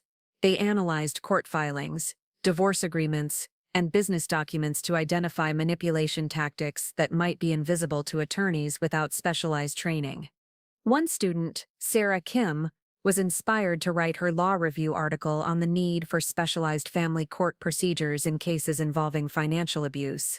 Her research, supervised by Melissa, documented how traditional divorce proceedings often re-traumatized victims and enabled continued abuse through the legal process itself. "The adversarial system assumes that both parties are operating in good faith," Sarah wrote in her article, which was later published in the Harvard Law Review. "But when one party has been systematically undermining the other's financial autonomy, traditional legal procedures can become tools of continued abuse." The article attracted attention from family court judges and legislators, leading to pilot programs in several states that implemented trauma-informed procedures for divorce cases involving financial abuse. These programs, inspired by the Phoenix Recovery Center's holistic approach, required specialized training for attorneys and judges handling such cases. During her time at Harvard, Melissa also collaborated with the business school on research into corporate responsibility for preventing financial abuse. They studied companies whose employees had used their positions to facilitate domestic financial crimes, identifying patterns that could help organizations implement better safeguards. "Employers often focus on preventing external fraud," Melissa explained to a room full of MBA students. "But they rarely consider how employees might use company resources to commit crimes against their own family members. A comprehensive compliance program should address both external and internal threats." The research led to consulting opportunities with major corporations seeking to develop policies that would prevent employees from using company resources to facilitate domestic abuse. These partnerships provided sustainable funding for the Recovery Center, while expanding their influence into the corporate world. As her semester at Harvard concluded, Melissa reflected on how much her perspective had evolved since that morning when she'd discovered Brandon's calculator. She'd started as a victim seeking justice, evolved into an advocate helping other victims, and now found herself influencing the systems that shaped how society responded to financial crimes. The final class of her Harvard seminar was particularly emotional. Students shared how the course had changed their understanding of law, justice, and their future careers. Several announced plans to specialize in victim advocacy, while others committed to incorporating trauma-informed practices into whatever legal careers they pursued. You've taught us that the law isn't just about rules and procedures, one student said during their final discussion. It's about protecting human dignity and helping people rebuild their lives after trauma. That evening, Melissa attended a reception hosted by the law school dean to celebrate the success of her visiting professorship. As she mingled with faculty and students, she was approached by Dean Patricia Williams, who had an unexpected proposition. "We'd like to offer you a permanent position," Dean Williams said. "Full professor, tenure track, with the freedom to split your time between teaching and your work with the Recovery Center. We believe your perspective is exactly what legal education needs." The offer was tempting, representing a level of academic recognition that Melissa had never sought, but found deeply validating. However, she knew that her heart remained with the direct service work that had become her calling. "I'm honored by the offer," she replied, "but my place is with the women who need immediate help. Academia is important, but I can't forget that while we're discussing theories and policies, there are women discovering betrayal for the first time who need someone to show them that survival is possible." Dean Williams smiled. "That's exactly why we want you here permanently. But I understand your decision, and I respect it. The door remains open, if you ever change your mind." As Melissa prepared to return to Phoenix, she realized that her time at Harvard had given her something unexpected: validation that her unconventional path had value not just for individual victims, but for society as a whole. She'd transformed personal trauma into expertise that was now influencing legal education, policy development, and corporate practices. The flight back to Phoenix gave her time to process the full scope of what she'd accomplished. 7 years ago, she'd been a woman whose world had collapsed when she discovered her husband's betrayal. Now she was returning to a thriving organization that had helped thousands of women, an academic collaboration that was changing how lawyers were trained, and policy initiatives that were protecting future victims.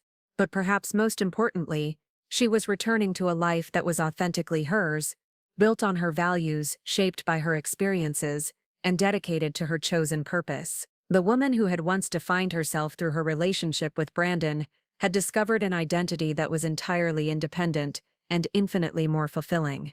As the plane descended toward Phoenix, Melissa looked out at the desert landscape that had become her true home. Somewhere in that sprawling city were women who were just beginning their own journeys from betrayal to empowerment.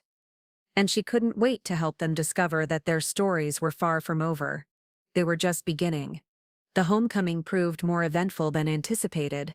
Sophie met her at the airport with news that would reshape everything they'd built. A tech billionaire named Alexander Reeves had contacted the center with an unprecedented offer.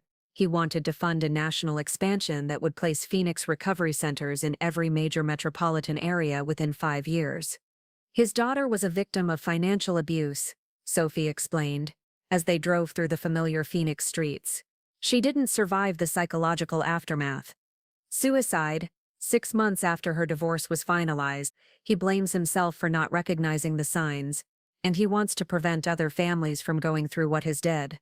The meeting with Reeves was scheduled for the following morning at his corporate headquarters in Scottsdale. As Melissa prepared for what could be the most important conversation of her professional life, she found herself thinking about the delicate balance between growth and maintaining the personal touch that made their approach effective. Alexander Reeves turned out to be a soft-spoken man in his early 60s, whose grief was evident despite his composed demeanor. His conference room walls were covered with photos of his daughter Emma, graduation pictures, family vacations, business achievements, a shrine to a life cut short by trauma that might have been prevented. "Emma was brilliant," he said, his voice breaking slightly. "An MBA from Wharton, successful tech entrepreneur. Everything going for her. But her husband systematically destroyed her self-worth while stealing her company's assets. By the time she realized what was happening, she felt too ashamed to ask for help." The story was tragically familiar, but hearing it from a father's perspective added new dimensions of pain. Emma Reeves had been financially sophisticated, legally protected, and surrounded by resources, yet she'd still fallen victim to manipulation that had ultimately cost her life. "I've read everything about your organization," Reeves continued. "The comprehensive approach, the combination of legal and psychological support, the focus on empowerment rather than just protection. If something like this had existed when Emma needed help, she might still be alive. His proposal was staggering in scope. $50 million over 5 years to establish Phoenix recovery centers in every city with a population over 500,000, additional funding for research, prevention programs, and a national awareness campaign that would educate the public about financial abuse. "I don't want this to be charity," Reeves emphasized. "I want it to be a sustainable business model that can continue growing after my initial investment." Emma would have wanted her tragedy to prevent others, not just temporarily but permanently. The offer forced Melissa to confront questions she'd been avoiding about the future of their work. Rapid expansion could help thousands more women, but it could also dilute the personal connection and cultural sensitivity that made their current model effective. "What safeguards would you want in place?" Melissa asked. "How do we ensure that a national organization maintains the local responsiveness that makes us effective?" "That's your expertise, not mine," Reeves replied. "I can provide capital and business infrastructure, but the programmatic decisions need to come from people who understand the work. I'm offering resources, not control." Over the following weeks, Melissa assembled a planning committee that included Dr. Martinez, Jennifer Walsh, Judge Thornfield, and several other survivors who'd become advocates in their own communities. Their task was to design a national expansion that could scale their impact without losing their soul. The planning process revealed complexities they hadn't anticipated. Financial abuse manifested differently in different regions, influenced by local laws, cultural norms, and economic conditions. A center in rural Alabama would need different approaches than one in urban Seattle or suburban Denver. "We can't just franchise our Phoenix model," Dr. Martinez observed during one of their strategic sessions. "We need to create a framework flexible enough to adapt to local conditions while maintaining our core principles." They decided on a hybrid approach: corporate centers in major metropolitan areas with standardized services, combined with community partnerships in smaller cities that would adapt their model to local needs. Each location would have both professional staff and survivor advocates from the local community. The pilot program launched simultaneously in Atlanta, Chicago, and Portland. Melissa spent the next 6 months traveling between cities, training staff and refining protocols based on real-world feedback. Each location brought unique challenges that strengthened the overall model. In Atlanta, they discovered that many of their clients were dealing with religious communities that viewed divorce as sinful, regardless of the circumstances. They partnered with progressive clergy to develop faith-based counseling approaches that honored spiritual concerns while prioritizing safety. Chicago presented challenges related to gang involvement in some financial abuse cases. When abusers had connections to organized crime, traditional legal approaches weren't sufficient. They developed partnerships with federal law enforcement and witness protection programs to handle high-risk situations. Portland's tech-heavy economy created opportunities for particularly sophisticated financial crimes. Abusers were using cryptocurrency, digital assets, and complex technology to hide their activities.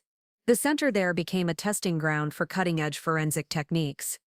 "Each location is teaching us something new," Melissa reported to the Reeves Foundation board during their quarterly review.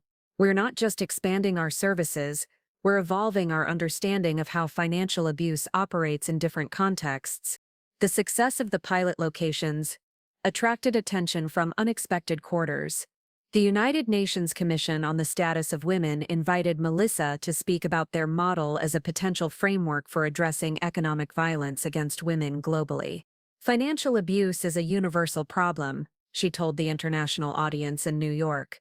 "The tactics are consistent across cultures: isolation, control, manipulation, but the solutions need to be adapted to local legal systems, economic structures, and social norms." The UN presentation led to consulting opportunities with governments and NGOs in 12 countries. Each international project taught them something new about the intersection of culture, law, and gender-based violence. In Kenya, they learned how mobile banking technology could be weaponized for financial abuse, but also how it could be leveraged for victim empowerment. Women who couldn't access traditional banks could use mobile money systems to maintain financial independence. In India, they discovered how joint family structures complicated both the perpetration and prevention of financial abuse.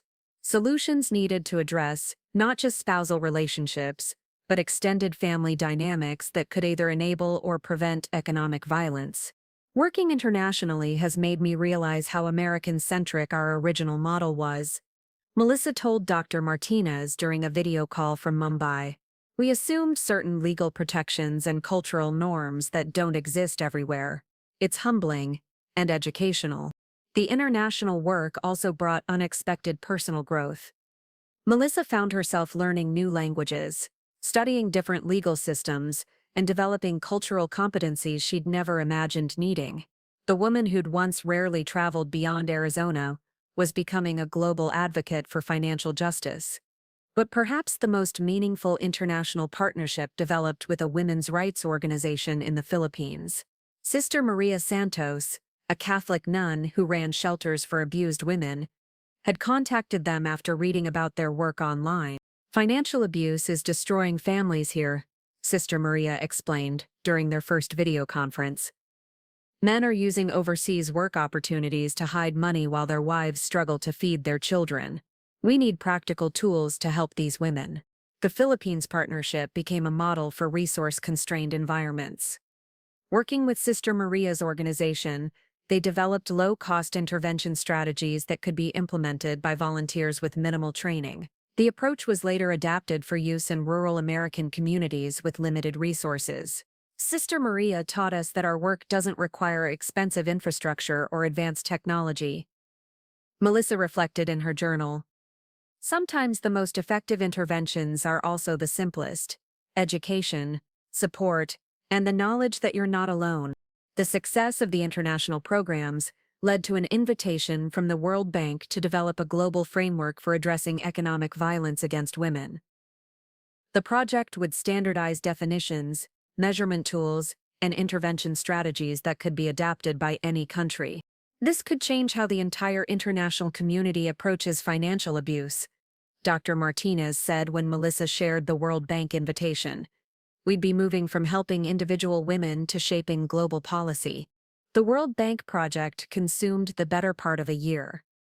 Melissa worked with economists, legal scholars, and development experts from around the world to create comprehensive guidelines for addressing financial abuse at the national level. The final document would influence how governments allocated resources and designed programs for decades to come. But the most rewarding aspect of the international work was seeing how their model inspired local innovations. In Brazil, advocates developed support groups that met in community centers rather than formal offices, making services more accessible to women in favela communities. In Sweden, they integrated financial abuse prevention into existing domestic violence services, creating a seamless support system. Every adaptation makes our original model stronger, Melissa observed during a conference call with their international partners.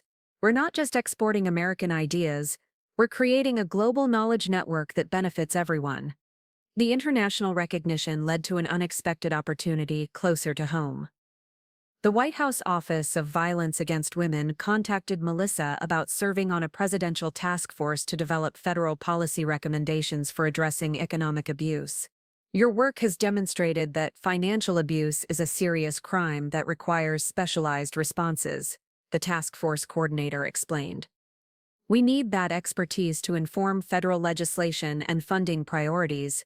The task force work brought Melissa into contact with congressional staff, federal agency administrators, and policy researchers who were working to elevate financial abuse as a national priority. Her personal story, combined with her professional expertise, made her a compelling advocate for legislative change. When I found that life insurance calculator 7 years ago, she testified before a congressional subcommittee, I thought I was dealing with a personal problem. I now understand that I was encountering a systematic crime that affects millions of women. Federal policy needs to reflect that reality. The congressional testimony led to the introduction of the Economic Abuse Prevention Act, comprehensive legislation that would criminalize financial abuse at the federal level, provide funding for specialized courts, and establish training requirements for law enforcement officers. This bill represents the first time that Congress has recognized financial abuse as a distinct crime requiring specialized responses. The bill's sponsor, Representative Maria Gonzalez, explained during a press conference announcing the legislation. Melissa Chen's work has provided the evidence base that makes this legislation possible. The legislative process moved slowly, but the bill's introduction created momentum for state-level reforms. Within 18 months, 12 states had passed their own financial abuse prevention laws, most modeled on recommendations from Melissa's task force work. The policy victories were gratifying, but Melissa found herself increasingly drawn back to direct service work. The women who walked into their centers needed immediate help, not policy papers or international frameworks. Their pain was real, urgent, and personal in ways that global initiatives could never address. "I'm proud of the systemic work we're doing," she told Jennifer during one of their regular coffee meetings. "But my heart is still with the individual women who are discovering betrayal for the first time. They need someone who understands their experience, not just their legal rights." This tension between systemic change and individual service led to a new initiative within the Phoenix Recovery Center, the Survivor Scholar Program. Women who'd completed their own recovery journeys could apply for fellowships to pursue advanced education in law, social work, psychology, or business, with the commitment to return and staff the centers after graduation. "We're creating the next generation of advocates," Dr. Martinez explained to the program's first cohort of 12 women. "You understand this work in ways that traditional professionals never could.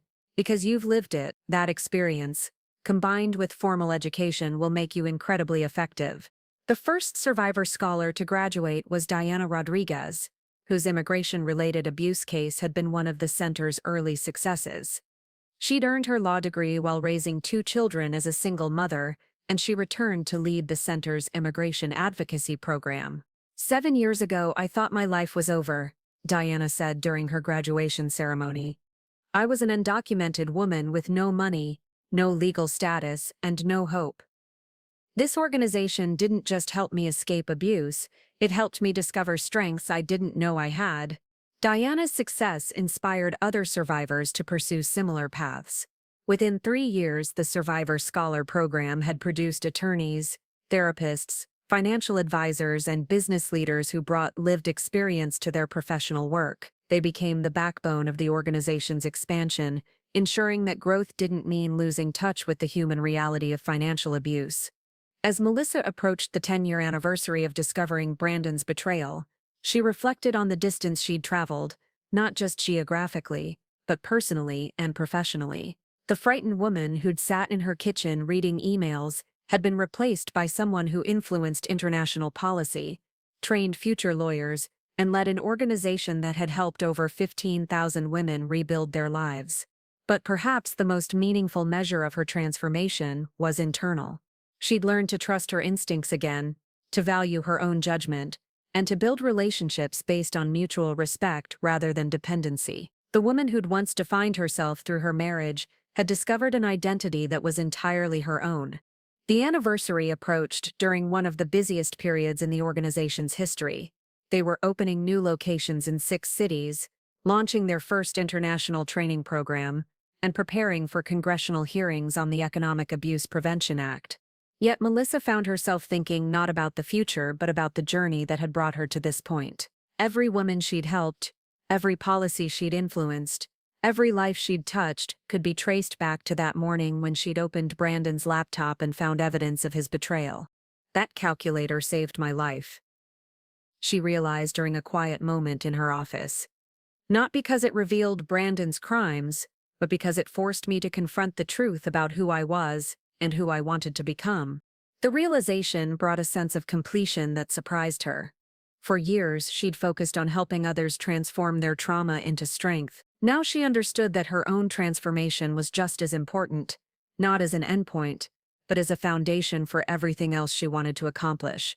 The woman who'd once measured her worth by her marriage had discovered that her true value lay in her ability to help others recognize their own strength. The discovery that had once seemed like the worst thing that could happen to her had become the catalyst for the most meaningful work of her life. As she prepared to address the 10th anniversary celebration of the Phoenix Recovery Center, Melissa looked out at an audience filled with survivors, advocates, supporters, and the media representatives who would carry their message to a broader audience. Each face represented a life touched by their work, a future made brighter by the knowledge that healing was possible. 10 years ago, she began, I thought my story was ending. I discovered that my husband had been systematically betraying my trust, stealing our money, and planning to abandon our marriage while blaming me for its failure. I felt like everything I'd believed about my life had been a lie. The audience was silent, understanding that they were hearing not just a professional presentation, but a personal testimony that had shaped everything that followed. What I've learned is that betrayal doesn't have to be the end of your story, it can be the beginning of your real story. The story of who you are when you stop trying to be who someone else wants you to be. The story of what you can accomplish when you channel your pain into purpose. The story of how personal healing can become collective strength. The standing ovation that followed lasted several minutes, but what moved Melissa most was seeing the faces of women who were just beginning their own journeys from victimhood to empowerment. Their presence reminded her that while she'd come far from that morning when she discovered Brandon's calculator, the work of transformation, both personal and societal, was never finished. There would always be more women who needed help, more systems that needed changing, more hearts that needed healing. And Melissa couldn't imagine wanting to do anything else with her life than being part of that ongoing work of transformation and hope. Looking for more? We've got 2 amazing stories ready for you right on screen. If this one touched you, these are absolutely worth your time. Click to watch them now. And hey, subscribe and hit that bell to never miss our latest uploads.